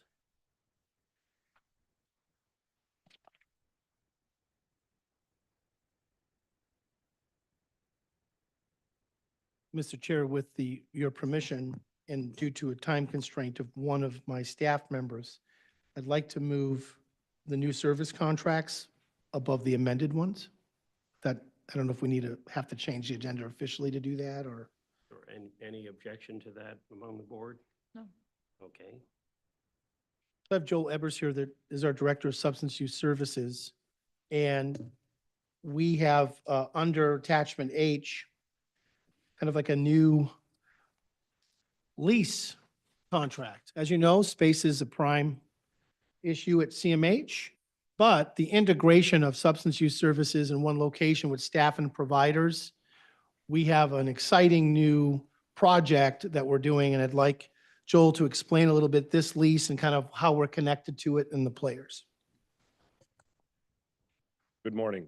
Thank you for having me, and thank you for letting me explain this really exciting partnership that we have. So the agenda item in front of you is for CMHOC Land Company. That is now the owner of a building that we are partnering with Sobar Community Recovery Center to lease portions of. What this looks like is it's actually an old church that was converted into an architectural office, and now it's being converted back to like a meeting space. And so the building is really unique. It has a large area that used to be the sanctuary, and that is going to house Sobar Community Recovery Center. Sobar Community Recovery Center is a community recovery center that allows for people who are in recovery, or people who are around recovery, or people who are just looking for sober, fun community to be connected to other people. They've been operating a little over a year, and they're currently right off a Waverly by like Engedi Church, and I think it's like Engelsman Greenhouse right in there. And they're really outgrowing that space. And so this move will allow them to be able to fit into the space a little better. They're seeing right around 900 to 1,000 check-ins a month of people coming, hanging out, meeting other people in recovery. They're attending like mutual aid groups like AA, NA, Smart Recovery, those types of things. They have one of the only methamphetamine anonymous meetings in the area. We also are using some opiate settlement funds, and they just started offering childcare for all their meetings. So they have people who are there to be able to watch kids while a parent attends a meeting. That just started a week ago. So they're doing some really cool things. So this new building will allow them to be in the sanctuary, and then we will have one wing with our substance use offices. So we'll move our clinical space there. That's about 1,400 square feet. And then our DDR and CIT teams, and possibly some other teams, will move into kind of this north wing, and they'll have about 1,800 square feet in there. It'll allow us to integrate with the Community Recovery Center and really meet people where they're at when they need help. You know, we talk about striking while the iron is hot. And when somebody walks in and they say, I need help, we'll have staff available to talk with them, to get them going in the right direction. Ms. Van Hoven, I heard you talk about all the red tape and the bureaucracy earlier, and this is really an attempt to try to kind of cut through some of that, especially when somebody's reaching out for help. And so I'm really excited to be a part of this. Initially, this was actually going in December, and then some stuff happened with the building, and and some of the township building code regulations, and so we had to put it on hold. And now we got all that figured out. The sale of the building went through on Monday, and so now we're moving forward with the lease. So if you have any questions, I'd love to answer them, but I'm really excited for this opportunity. I don't have questions, but that just sounds phenomenal. I'm So really excited for I'm it. really excited Yes. for you. What is the specific address? I think it's 347 Hoover. So it's on Hoover Boulevard. So that really bad intersection, unfortunately, right by Menards and 16th Street. Instead of turning left into Menards, you turn right. They're actually building a Culver's right there on the corner. And I was told there's going to be a walkway from the building to Culver's, so excited about that. But then it's a building, it used to be, I think it was Naderveld Architects. And so it's kind of close to the road, but, or close to 31. You can see. Will it you from have the- signage on 31 so Yep. people can see it? We talked about getting some signs up, and I know Sobar, they're planning on that, and I'll see what we'll That follow. is serviced by Max Transit also, right? Yeah, there are bus stops right around there. Yep.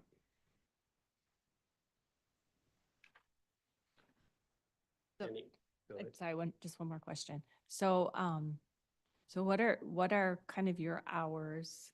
I'm just asking for curiosity. What are kind of your hours of operation there compared to, say, like what Sobar does? So Sobar's able to be open a lot more. They are open a lot of evenings, weekends. They have events on the weekends. We will do our best to accommodate. We actually just had a conversation yesterday about that. How are we gonna have staff there, provide enough staff that it's safe for staff if something happens and we need to have a number of staff there. The goal would be to be available and there as much as possible. Even right now, a lot of our staff are meeting clients at Sobar. It's just a neutral place. It's not like in an office setting, so it's more of a neutral place to be able to meet there. So there'll be staff around. It'll likely be more business hours, maybe 1 or 2 evenings a week. Okay, thanks. Will you be utilizing any volunteers at all? Sobar definitely does. They actually just started a recovery art, and it's somebody who was very new in recovery. They're like, hey, I love to draw. I'm very artistic, and they utilize volunteers quite a bit. We will have staff at different levels, we'll have clinicians, case managers, and recovery coaches on site.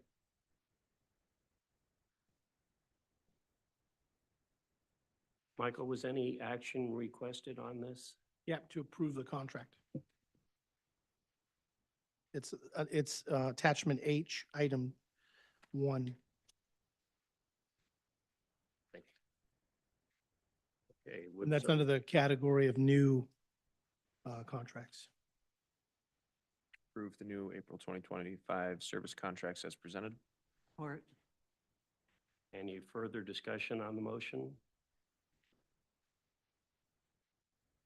Not, all those in favor of approving the motion for the contract, respond by saying aye.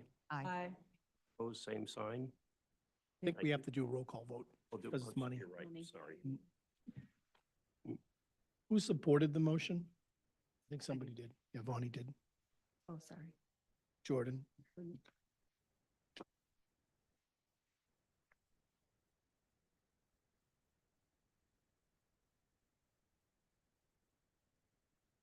Yes. Yes. Yes. Yes. Yes. Yes. Yes. yes. Yes. Yes. Yes. Yes. The motion carries. Thank you. think we're on to amended or renewal of contracts. First of all, I kind of like that method of having if it's a new contract, if there's not a whole bunch of them, having the director that's doing that come up. So thanks to Joel, my staff have more to do now because I like that. But, you know, if there's like 20 of them, we'll think about that. But in the finance committee, for sure, right? So we have 3 contracts for amendment.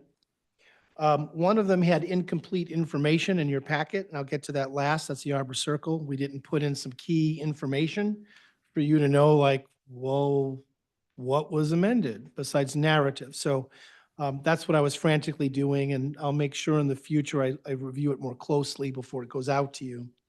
But the first 2 is really amending current kind of residential providers. Their rate needs to increase because of the level of need of the residents that they serve have gone up. And so the first 2, I'm going to go through all of them, and then if you want to talk individually, we can, or really just increases in that. And I should let the public know, and especially specialized residential providers know, as we get new people into a setting right now, I'm going to really look to see, can I apply the new rate structure I want to implement fully next year? So I'm having discussions with providers of what they really can do when we have a new client or changes in condition of ones we're seeing. So you might see some of these for the rest of the year an increase because there's been a change in a resident's condition and they need more service. And unfortunately, when I change that, we have to bring it before this board, you know, because it's a change in the overall dollar amount. But I fully intend to, once again, soon present to the board the new residential rate structure I intend to implement next year, next fiscal year fully, this year on a case-by-case basis based on need. So you'll see some of these. But anytime there's a change in a resident's need for like a whole house or for multiple residents or an individual resident, and we have to change the rate, we're amending the contracts. So the first 2 are really doing that. When you look at the detail, it's going to from like 200 a day to 300 a day. Now, in the packet, you heard that the state has acknowledged some people get $2,000 a day. Now, that's somebody, I don't know who it is, but I unless they're in Maui all day, I don't know why it costs that much.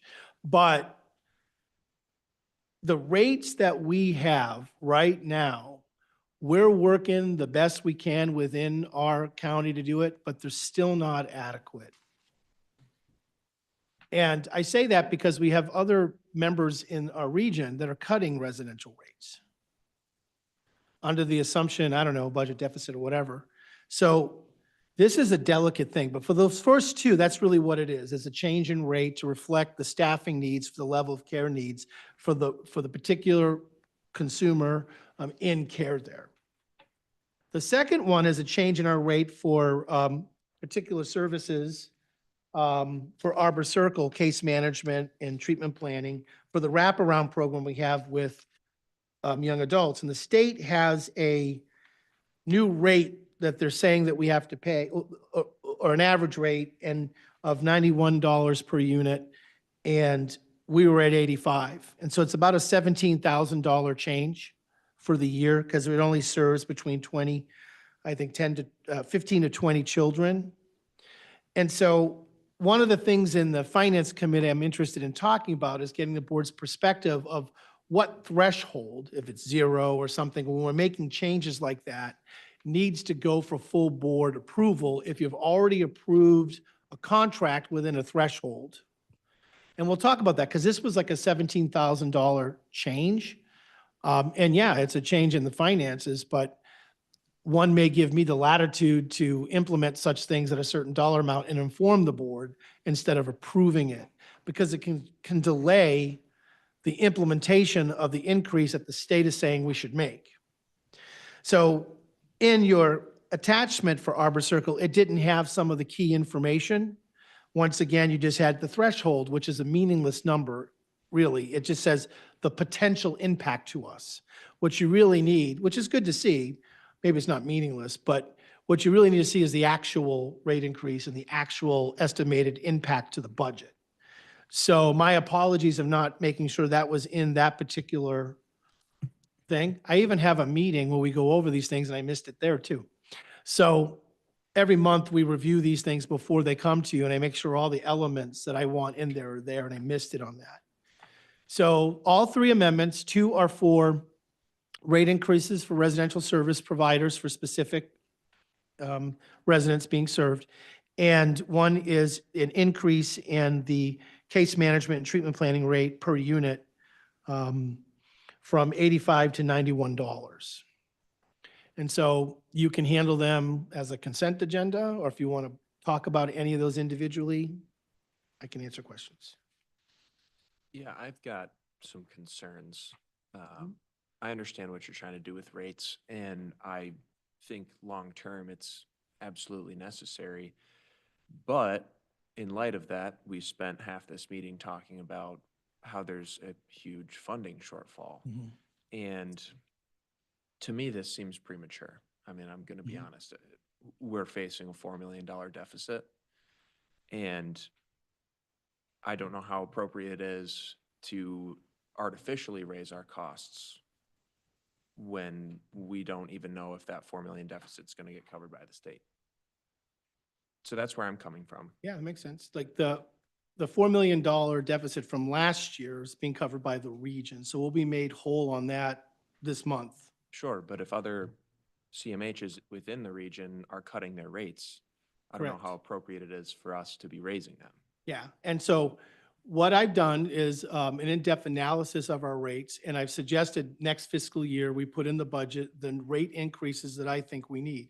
This year, I'm looking at it a case-by-case basis. The reality of the situation is this board has approved $12.5 million of millage over the last couple of years to cover the Medicaid residential, to keep residential providers stable. My belief is that the residential providers are at the brink. While other CMHs are cutting rates, they are then getting corresponding 30-day notices to remove people from their homes because the residential providers cannot continue to operate at the current rates. So from a business perspective, I understand the concern and take it seriously. But the bottom line is I have to take the entire CMH budget and prioritize it based on severity of need. So I'll have to make budget adjustments, obviously, if we create a deficit. It's not an artificial deficit to me that I'm creating. It's one that's been in existence and we've been using other funding sources and the region's aware of it. So what you'll hear next month, which you can't see in this financial, and Amy can speak to it, is that we've actually made quite a bit of a headway in addressing our Medicaid budget.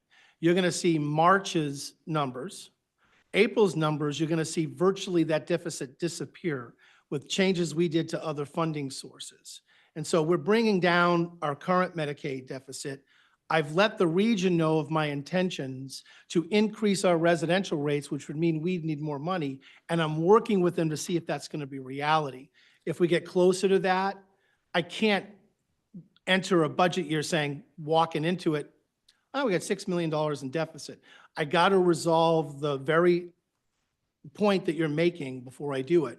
But we have individual cases right now that if we don't increase the revenue to them, we lose the placement.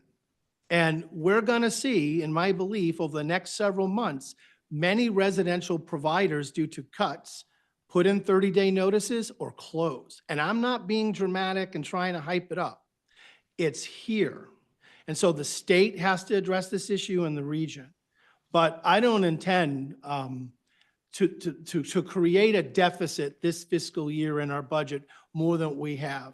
I'm projecting what we need to do for next year to stabilize our residential services division. And then we have to make some tough budget decisions if there's no new revenue coming in. But I appreciate the concern, and hopefully I'm giving you answers that make you feel less concerned. Not really, but I understand what you're trying to do. I still think that this, I totally understand if these are two projects you've identified and said, if we do not make this rate increase, we are going to lose them. But I am concerned about opening the door to variations in rates between all of our providers and that creating more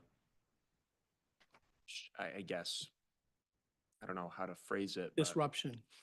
Yeah, I Yeah. mean, for the ones that are getting paid now relatively low compared to other Yeah, no, providers, and believe them me, coming and saying, okay, well, if you're not gonna pay me what you're paying them, They're gonna fight over the Yeah, amount. that happens throughout the state now. I haven't created that, and we've used millage funding at the beginning of this fiscal year to help address that issue. so this is covered by millage funding. No, this is Medicaid.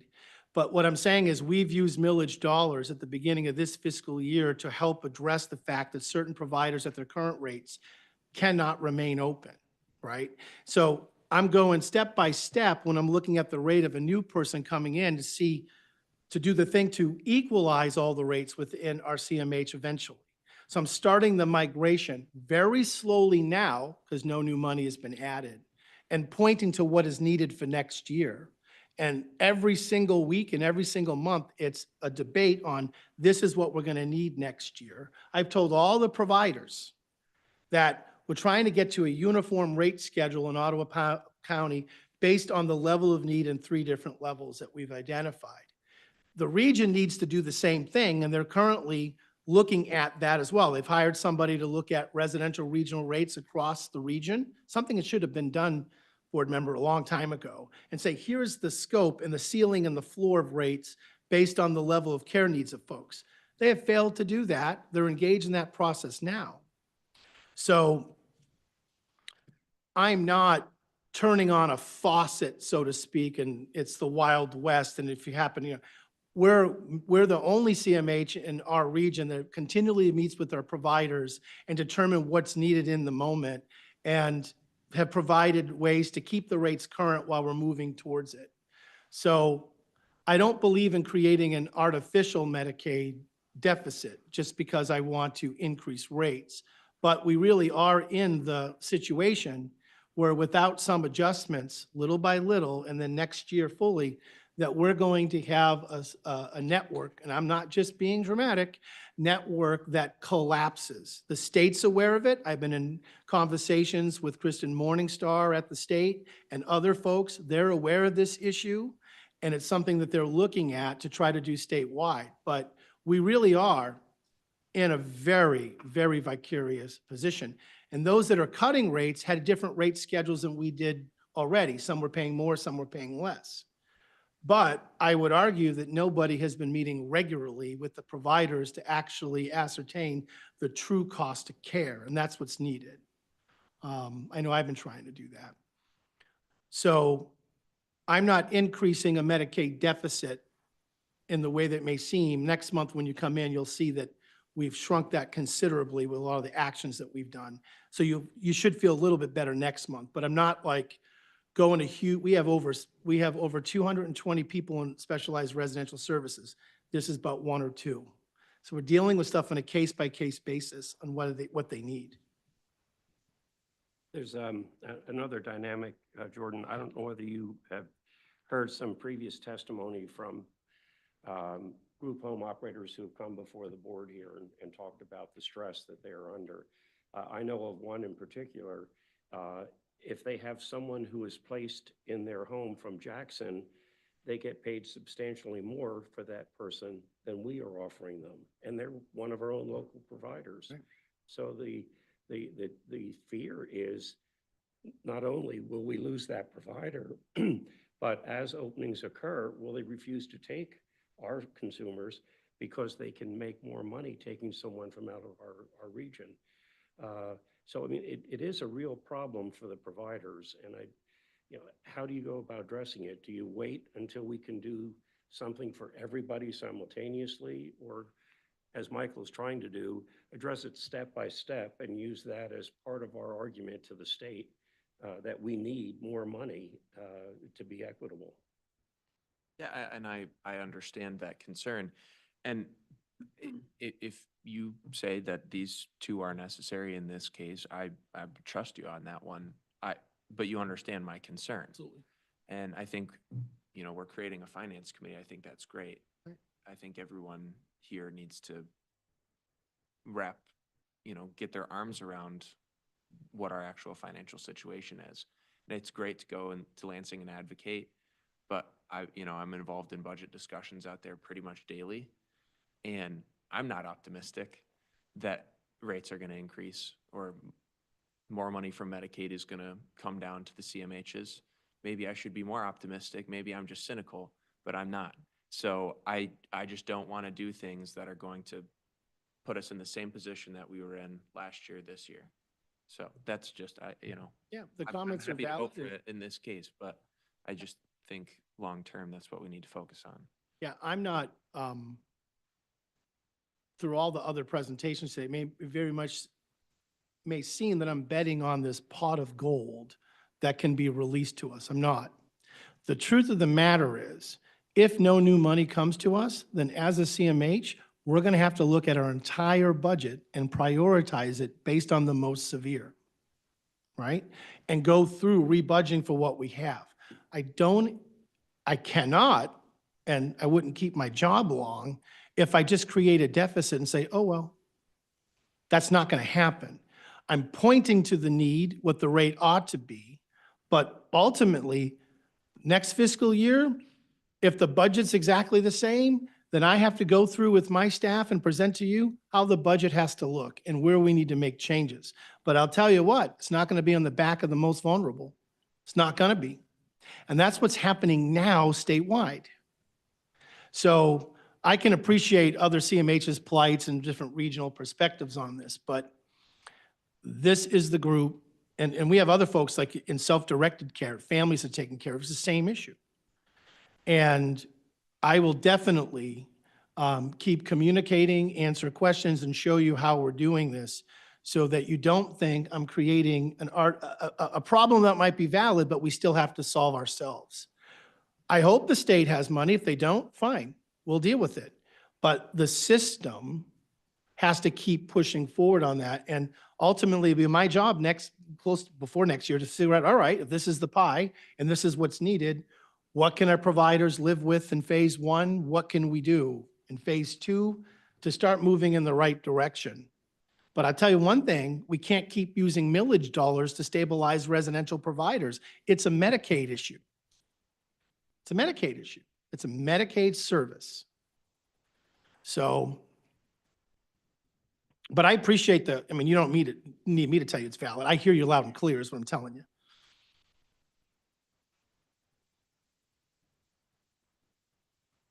Any further discussion on the contracts presented, the amendments? Do you want to deal with them as a consent item, or do you want division of the contracts? Is that being the case, let's call a vote on the consent approval of these three amendments. All those in favor of the motion? Roll call. Oh, I'm sorry, roll call, you're right. Thank you.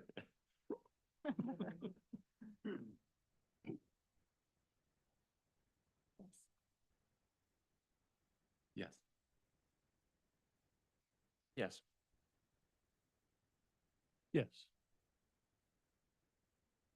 Yes. Ms. Vandersloot? Yes. Yes. Yes.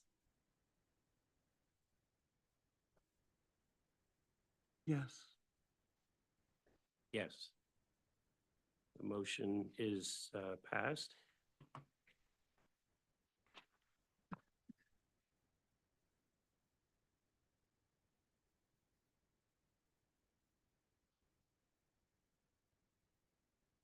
Okay. I think we're on the mental health millage. I sent out a clarification of this. This is an annual thing that we have to do to get the funds released to us. It's not a request for a whole new millage. So, I don't know if Amy can walk them through that.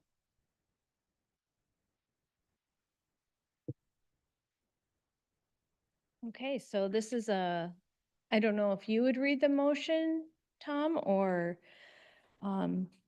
just our annual renewal of our existing millage funding based on the maximum allowable mills, which is at this rate, or current rate is 0.2832 mills for the 2025 tax year, which will fund the fiscal year 26 budget. The estimated total of that budget of revenues will be 4,762,441 at that maximum allowable mills proposed.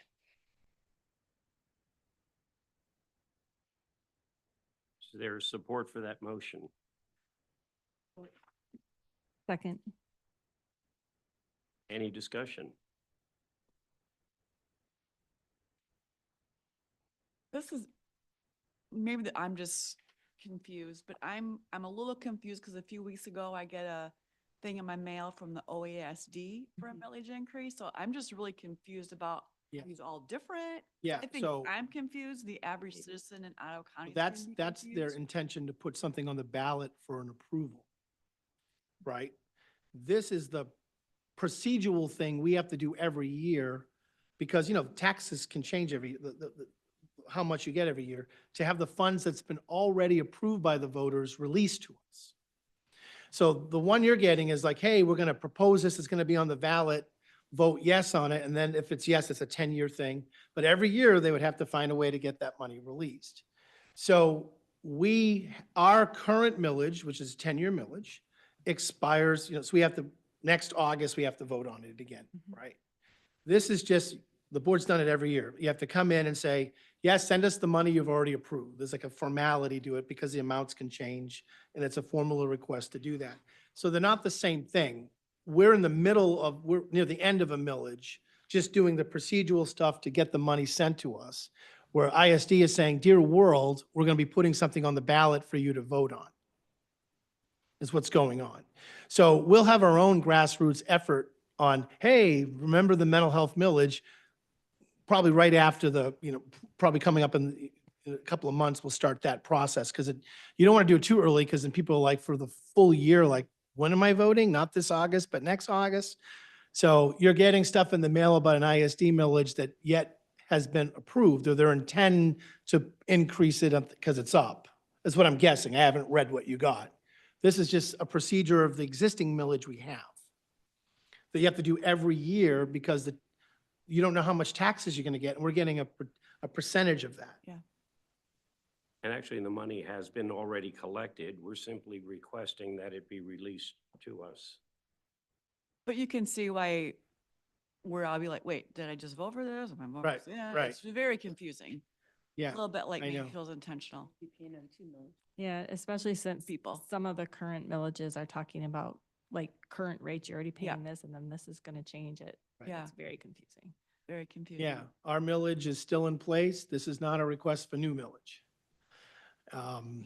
And, you know, I didn't even know about this process until a while ago. Oh, we have to do this? We do it every year? Mhm. Okay. And I so, knew this one was coming because we were on the millage review and I knew that the 10 years, but then when I got the thing in the mail from the OASD, I Right. just kind of thought, aren't they all kind of together? yeah, no. And this one isn't even like renewing, this is just the procedural stuff to get the money for what we already voted on, what we already got. It's just something we have to do. So it's not even us renewing our millage. It's the same millage we're in. We don't renew our millage till next year if the voters approve it. So it's different than the other ones because they're saying, here's what's going to happen, vote on it. This is the procedural thing you have to do as a board for the existing millage. And I've gotten feedback from people Yep. too, the exact same concern, which is why I think it's important that we hold off talking about the mental health millage Right. renewal until this other millage gets separated out Right. and done, because people come from different perspectives on that. And so Absolutely. Yeah. It is confusing. Yeah, thank you. So would it be fair to say this money has already been collected or is in the process of being collected and this? No. For next year? Actually, it's the tax rate to be set for the collection of 2025 taxes Okay. that will fund next fiscal year. So it's actually, we're agreeing that this is going to be the rate that will be taxed starting in January, which is why it happens at this time of year when we're budgeting for 26, so that we have that number. Because that, all the revenues collected in 2026 between January and September 30th fund the fiscal year Okay. for the millage. So So it's that, so So that's it's not the collected, it's the to be collected. That's So it's the helpful. rate that will be collected. starting in January. So would it be fair to say then the voters have already approved us to collect up to this certain amount? And then we're just saying we intend to collect to the maximum amount that it was approved? Correct. Okay. And it's required that we do this every year. Correct. There's a road millage, and the road commission has to do the same thing. Every year, they have to request that the county commissioners implement that. I don't know whether the schools do or not. I know. All of the county millages will go to the Board of Commissioners together. And you'll see that coming to the board within the next month, I believe. I'm not sure if we on May or June for that resolution, but it'll bring in Parks and the Road Commission, CMH. There's a couple others that. Okay. I just want to say one thing about it though, and that is I think that there is an incredible amount of scrutiny now, especially, with things happening on the federal level. There's a ton of scrutiny, even on the local level now, on how funds are spent. And lots of eyes are on millage dollars. And so I think what we do with our millage dollars next year is going to be so important, because if we don't use them very carefully, I am very concerned about, it passing even the next time. So it's, I think, going to be incredibly important over the next year.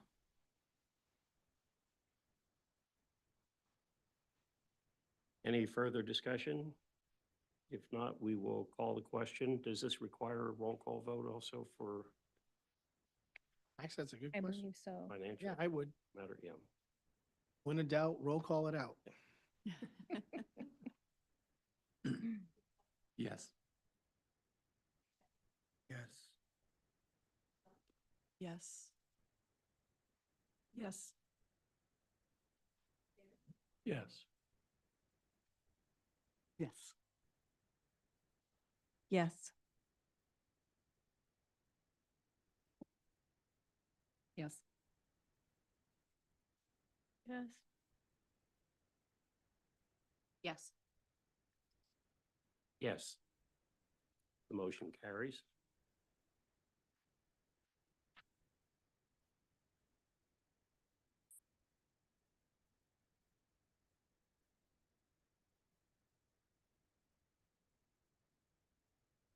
I think we're under the financial statements, right? Sammy, are you reading the motion? The motion is to approve the 2025 March financial statement as presented. Motion. So moved.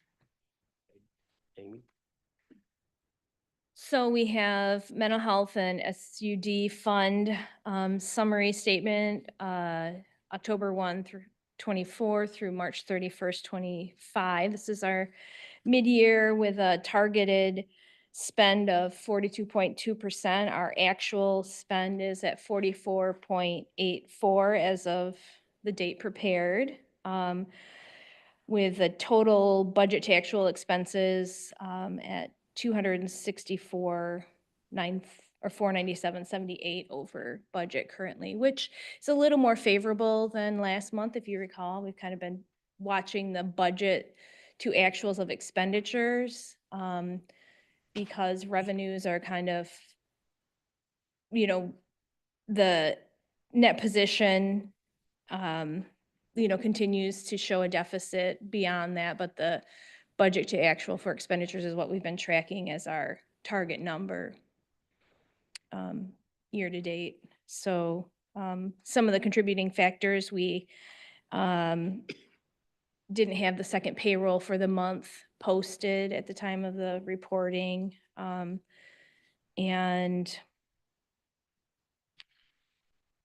general client care continues to be in excess of our budget. So those are kind of the two things that have the biggest factor in that number. And as far as the millage and grants fund, with a target of 50%, we're at 54.98% spent for the year.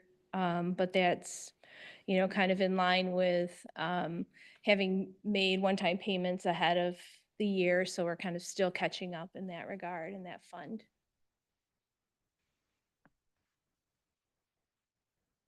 but overall in a reasonable position considering all factors considering, and we do have a pending budget adjustment to increase our revenues, which is a positive, as Dr. Brashears mentioned. So Once it's all like approved, we'll bring it to you.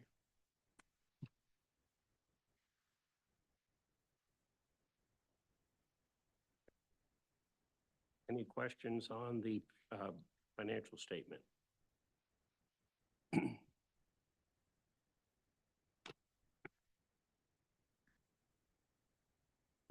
we will call the motion. This is again, roll call vote. Yes. Yes. Yes. Yes. Oh, I thought you said Wenzel, sorry. Ready. Yes. Yes. Yes. Yes. Yes. Yes. Yes. Motion carries.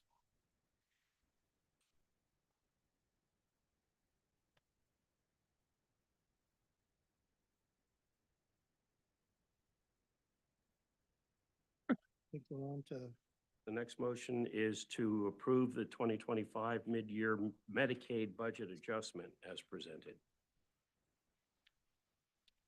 So this is an adjustment to increase revenues by 8.5 million based on projections received from the regional entity, projecting a $1.7 million increase to HAB support waiver based on waiver enrollments and current rates, as well as 3.95 million in Medicaid and 1.1 million in HMP supplemental CCBHC dollars based on adjusted, what they call a prospective payment system rate that we are projecting for fiscal year '24.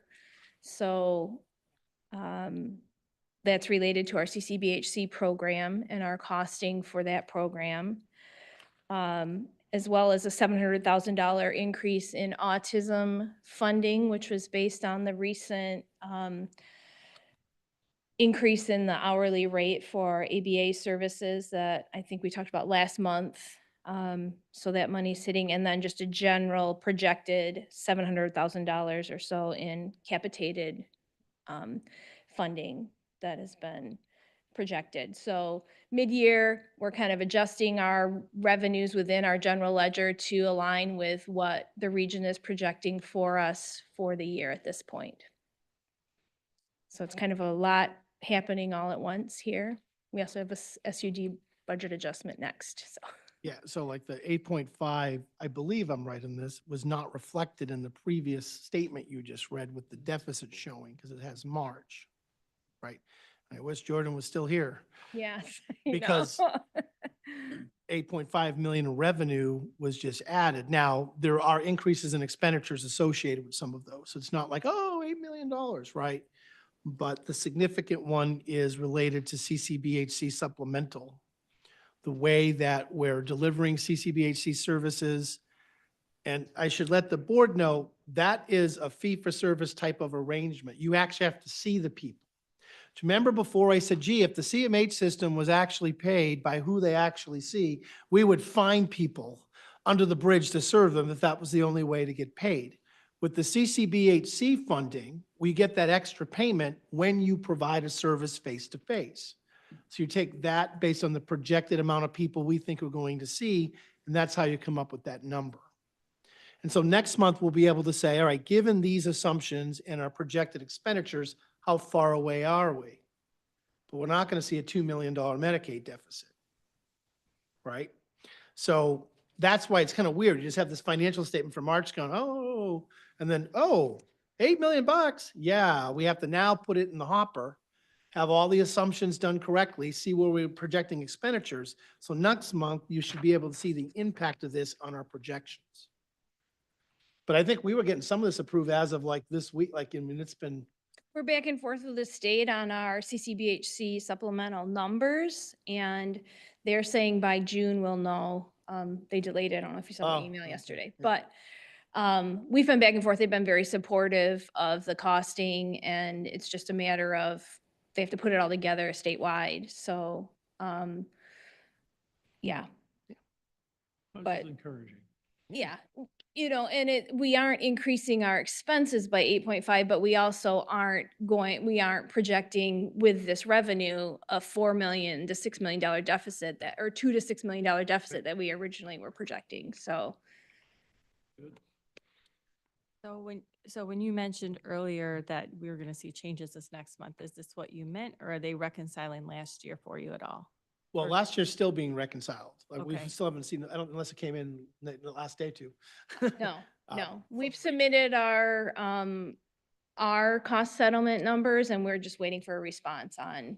It's usually this month or, so it No. depends, but, Is there still a chance that they will, though, help you with that? oh yeah. Okay, good. We have, I can't speak for, I don't know how the settlement will happen, but even if we were where we landed for fiscal year 24, we have more than that in our ISF funding just for CMH at Ottawa County. So even if they have to dip into that, which my understanding is that they're not at this point, it still would be covered. We just wouldn't have that surplus going forward if we had another year with a shortfall. But yeah, they've been a little tight-lipped on that. We said, here's what we think you owe us. And that's all I have. Anticipating last year's deficit that we learned about late in the year will be addressed. Okay. And this year, we're getting close. So just, what is ISF? So is that like? Internal Service Fund at the regional entity. That's the only rainy day fund we have for Medicaid dollars in the region. Paul knows all about it. But that's what that is. It's the Internal Service Fund, which is, think of it as your only money that you have in reserve region-wide to deal with unanticipated increases in expenditures. Unanticipated, right? So we're part of, and I wrote down right here, it's so funny, we're talking about this. I'll do a presentation to the board on the risk corridor. And what that means is CMHs are at risk for so much of the Medicaid budget, the region is, and the state, and how that works. And a nice little presentation so you can say, when we overspend by X amount, the region kicks in. When the region overspends by X amount, the state kicks in, right? Because we're in a shared risk arrangement, which is one of the best reasons to keep the current system, by the way, because we spread the risk of over expenditures to us, to the region, to the state. We're not bearing the full risk of every dollar we overspend. We're in a partnership up to certain limits. And so I'll go through that. I'll have a nice diagram. We'll go through it. And we'll be able to start using that. We're in the risk corridor. We're not in the risk corridor. And the finance committee members will really know what that means, and everybody else too. But that's why I was saying earlier, it's like, we're in a partnership, but the region and the state does share in some of the burden when over expenditures reach certain limits. Or we'd be full risk. And if we're full risk, then we would be able to keep any savings that we have internally here at Ottawa CMH, for Medicaid I'm talking about, right? So if we were full risk, we're saying we're going to do everything with the money we're given regardless. And if we save money, we get to carry it over for next year. There are rules of how much money can be carried over within a region and a limit that you can have in, quote, the rainy day fund. 7% right now of the whole budget, right? Is that adequate? Probably not. So the good news is we'll get last year's stuff covered within our risk management pool. And then this year, we're looking like we have some increases in revenue to start making a headway on our projected deficits. But even if we ended this fiscal year with the deficit, there should be money in the ISF at the region to help us deal with that, because it's a rare model. So when I'm saying I'm increasing rates, it's based on a vision of we're at a zero, we're kind of like right at a balanced budget. And I've been telling the region what the impact to the budget could be if I increase rates. And so we're talking about that because I'm saying, give me more money, and they may say we don't have it, but I'm doing it 6 months in advance. So, but I think this is very encouraging news. It is. So one more follow-up question on that. So that excess risk money fund, do they keep track per entity, or is it just a big group, or is it both? It's both. Okay. So we know it's pooled, right? One thing I've been trying to figure out are, do we have rights for a very specific portion of the ISF based on the size of the budget and stuff? And so I'm figuring out how it's protected for ours. Well, I don't know how it is in your region if they protect it, but you have so many CMHs, that'd be hard to do. But the bigger concern with the ISF is that Network 180's had large expenditure overruns. And so they've had to use that ISF to deal with that issue. Yep. And it's probably why they're at where they're cutting contractor rates. They don't have a lot of choice. They may be able to do other things. I just don't want to make sure any cut doesn't come on the back of one service delivery model or one group of people.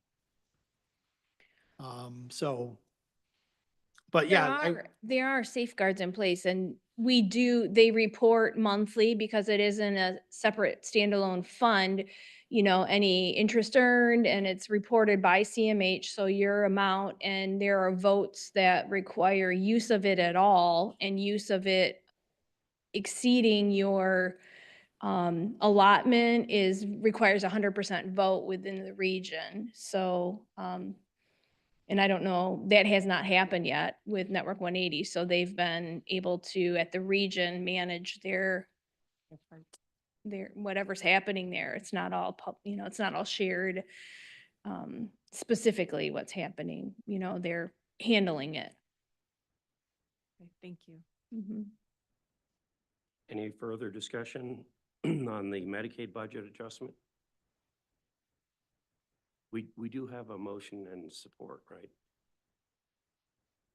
I thought, It's a motion. Yeah. I think somebody supported it. I forgot who it was. Oh, yeah, they did at the beginning. Yeah, we did. We'll just make pretend one of you did. No. So do roll call. Yes. Yes. Yes. Yes. Yes. Yes. Yes. Yes. Yes. Yes. Yes. Motion carries. The last motion is for approving the 2025 SUD budget adjustment as presented. Do we have a motion? So moved. Okay.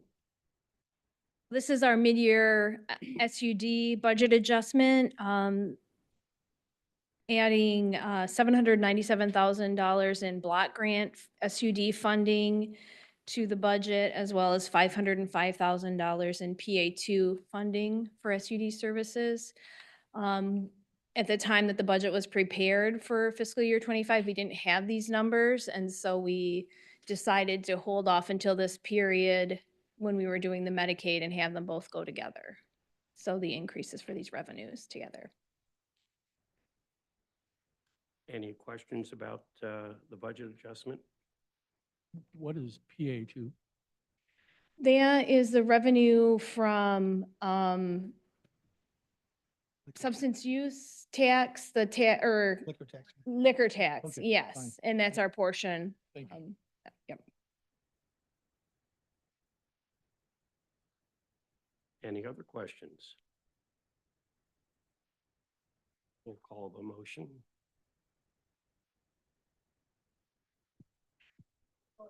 Yes, sorry. Same Yes. thing. Yes.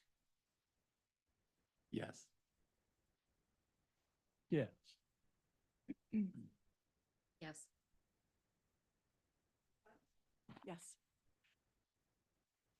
Yes. Yes. Yes. Yes. Yes. Motion carries. Thank you. So we have general information, comments, and, oh, you are done, Michael? Yeah. Oh, no, I was just saying, nice job, Damon. Great. We have general information, comments, and meetings attended. Any board members have anything to offer? Yeah, I had the opportunity to be at the West Michigan Disability Awareness Resource Team panel discussion that Dr. Bashirs was part of, along with people from Miller Knoll and some advocates in regards to empowering folks with disabilities to have job opportunities and job placements and things along those lines. I was very impressed with the amount of effort and energy being put into this area, which is something we need to continue to work on. But Ottawa County is doing a pretty good job compared to the rest of the state in regards to these kinds of things. I do want to emphasize that when Michael talks about a crisis in AFC and specialized residential housing, he is not overstating that. Folks in that group and even one person has basically said the system's already broken. And we really do have to spend time focusing on how we're going to provide for these folks. Because if the system does break, the cost is going to be monumental in other areas. So I appreciated your comments and comments of the other folks, and really glad to see the business community trying to step up to try and remove barriers. You know, when you think, one of the things that hit me was a lot of people, when they apply for work now, do it through an algorithm. Well, how do you particularly talk to somebody about perhaps special abilities or special needs through an algorithm? And so some of these companies are working toward trying to remove those barriers and whatnot. So I was very impressed with the group and with Michael's presentation. And I'll just piggyback on that, Robert. Last night, my husband and I went to the Harmony Communities. Sandy Baker has presented to us before. We went to their gala last night, and there's 38 individuals that live in a combination of 4 homes and 2 apartment situations that Sandy has put together. And listening to all 38 individuals, mild to moderately cognitively impaired, each one said how they're living their best life. But what struck me is that, so my son is moderately cognitively impaired with autism, that between, and this kind of goes back to what Mrs. Sotak was saying, is that there is no affordable housing in Ottawa County. That to me is a joke. When it costs a mortgage payment to rent a 1-bedroom apartment. So what I heard last night was 38 individuals, all in different working opportunities, but to have their SSI or their SSDI plus teeny tiny little part-time jobs and still cannot afford.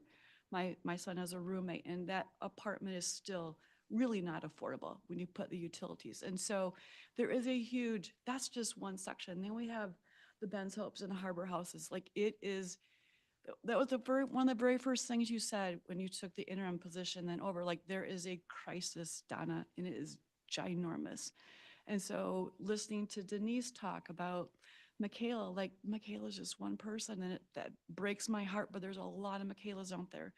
There's a lot of Benjamins out there. There's a lot of Jacobs out there that so desperately need our help and to figure out this broken system, because it's broken. It was an honor last night to be at the gala. It was a lovely night, but it just reinforced to me that we need a lot of help. So, And just to add to, this board approved the use of millage to help support that model for having like, kind of like somebody at the apartment complex to help folks and things like that, that I know allowed Harmony Homes to continue to use it and grow it. So that was one of the things when I first got on the use of millage, let's start getting after housing, right? And so that was one of the millage proposals that you proposed. And something cool that Sandy shared last night is that they were gifted a home in Allendale. Oh, yes, yeah. They were gifted a home, and that's now going to be renovated to house another 4 to 5 individuals. And so how cool is that, right? Yeah. Yeah. I just wanted to say, I worry about losing these homes. It's gonna cost more money to reestablish what we're gonna let go to. It brings me back to Can Do. Right. I mean, the crisis that happened there and everybody's scrambling, and I still don't know if everybody's been picked up from that, but we've created more of a mess with trying to start social rec programs and trying to do self-D. And I would guess we're spending more money now Yeah. on some of these things than Oh, we are. keeping what we had. Definitely are. And it's all living arrangements. It's families Yeah. with their own kids needing, and self-directed arrangements and specialized residential. The general AFC system is crumbling, but I don't want to forget the supports for people outside of specialized residential too. That's just as much as an issue as specialized residential. Basic Maslowian theory, if you don't have a secure place to live, nothing else matters. You don't worry about self-actualization or anything like that. You got to find a place. So Maybe we need a subcommittee on that to start it's pretty much my full-time job. the home. Yeah. Well, I know it, but to meet with parents and to figure out where we are on this, because talking about it Yeah, isn't we creating can't, the homes. right, and we can't be the only solution, Yeah, and we can't be the only ones like funding it. right. Big business could step up a lot and help us. Then we need to learn from those that have. Yeah, exactly.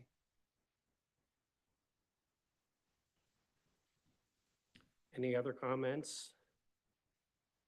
I'm going to go to Michaela's funeral tomorrow, Okay. just to let you know, I'll be there. We're going to visitation tonight, so. I truly believe that Denise said that Michaela probably went, get out of my way. I remember Michaela in church, she would praise Jesus, but she was a little spicy thing. So she probably did push her way through there, right? We cast the Pope. Yep. Absolutely. Okay, any further comments? If not, we will go to another round of public comment.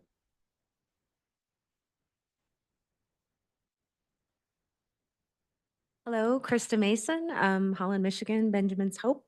I appreciated the inclusion of the materials about people over paperwork and the CMHA piece and the transparency with which we can discuss system reform and working within our own system. I think, here we have a shared value that we want to ensure that public dollars are finding their way to the people that need it. It is true that sometimes we, approach this in different ways. I am very interested in learning from other states. And this week I've had several conversations with the directors of the largest providers in Connecticut. Some good things happening there and some, could be better things happening for sure. But I just want to say how much I appreciate that we can have this open conversation here and hold our system to our shared values of serving people.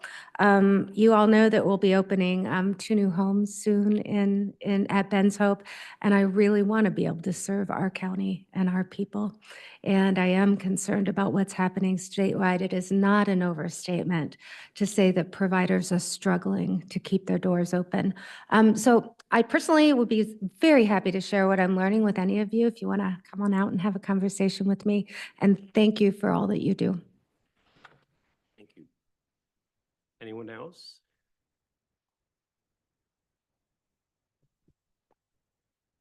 Hi there.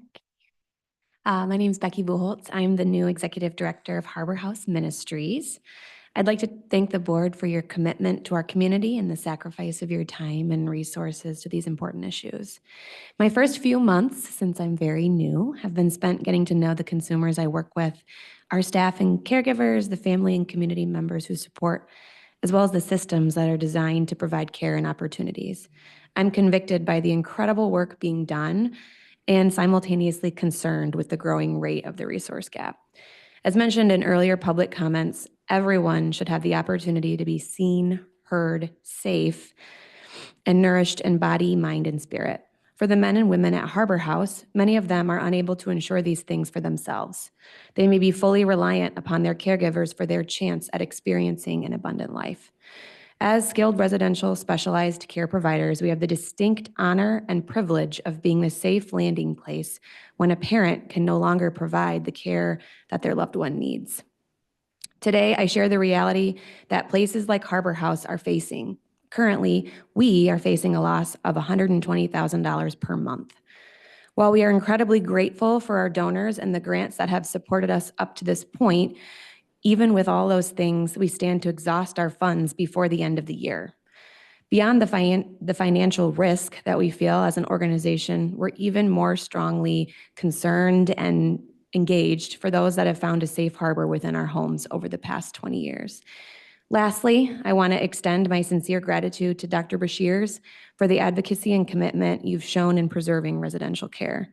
I would urge you all to continue to consider the ways in which this board and its associates can support these efforts. Thank you. Thank you.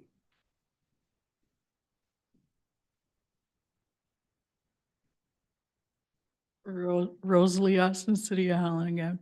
$400 a day per diem, that's like $16.66 an hour. How do we find direct care workers? That's not a livable wage, and it is extremely demanding work, and most deserve their weight in gold when you have a good one. We can provide very little benefits for them, and they're raising their own families, and they're the backbone of the system. They're the ones who do the work so we can do what we do. And there's not enough. There's not enough workers. There's not enough money. There's not enough space. There's not enough, just not enough. And it's kind of disappointing that they're referred to as revenue and expenses. These are human beings who live and breathe, and unfortunately, we had a loss, most likely natural causes, but was it preventable?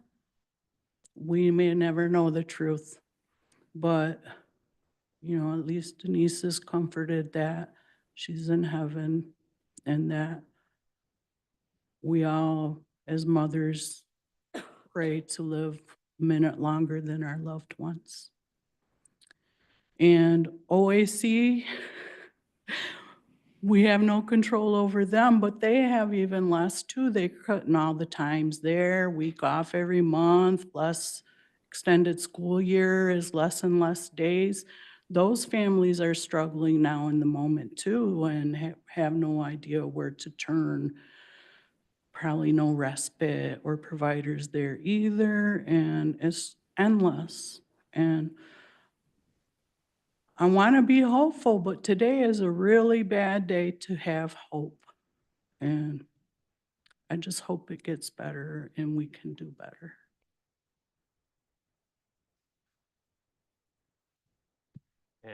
No one else? Anyone online? Okay. Then unless there's objection, we will adjourn the meeting. Thank you. You.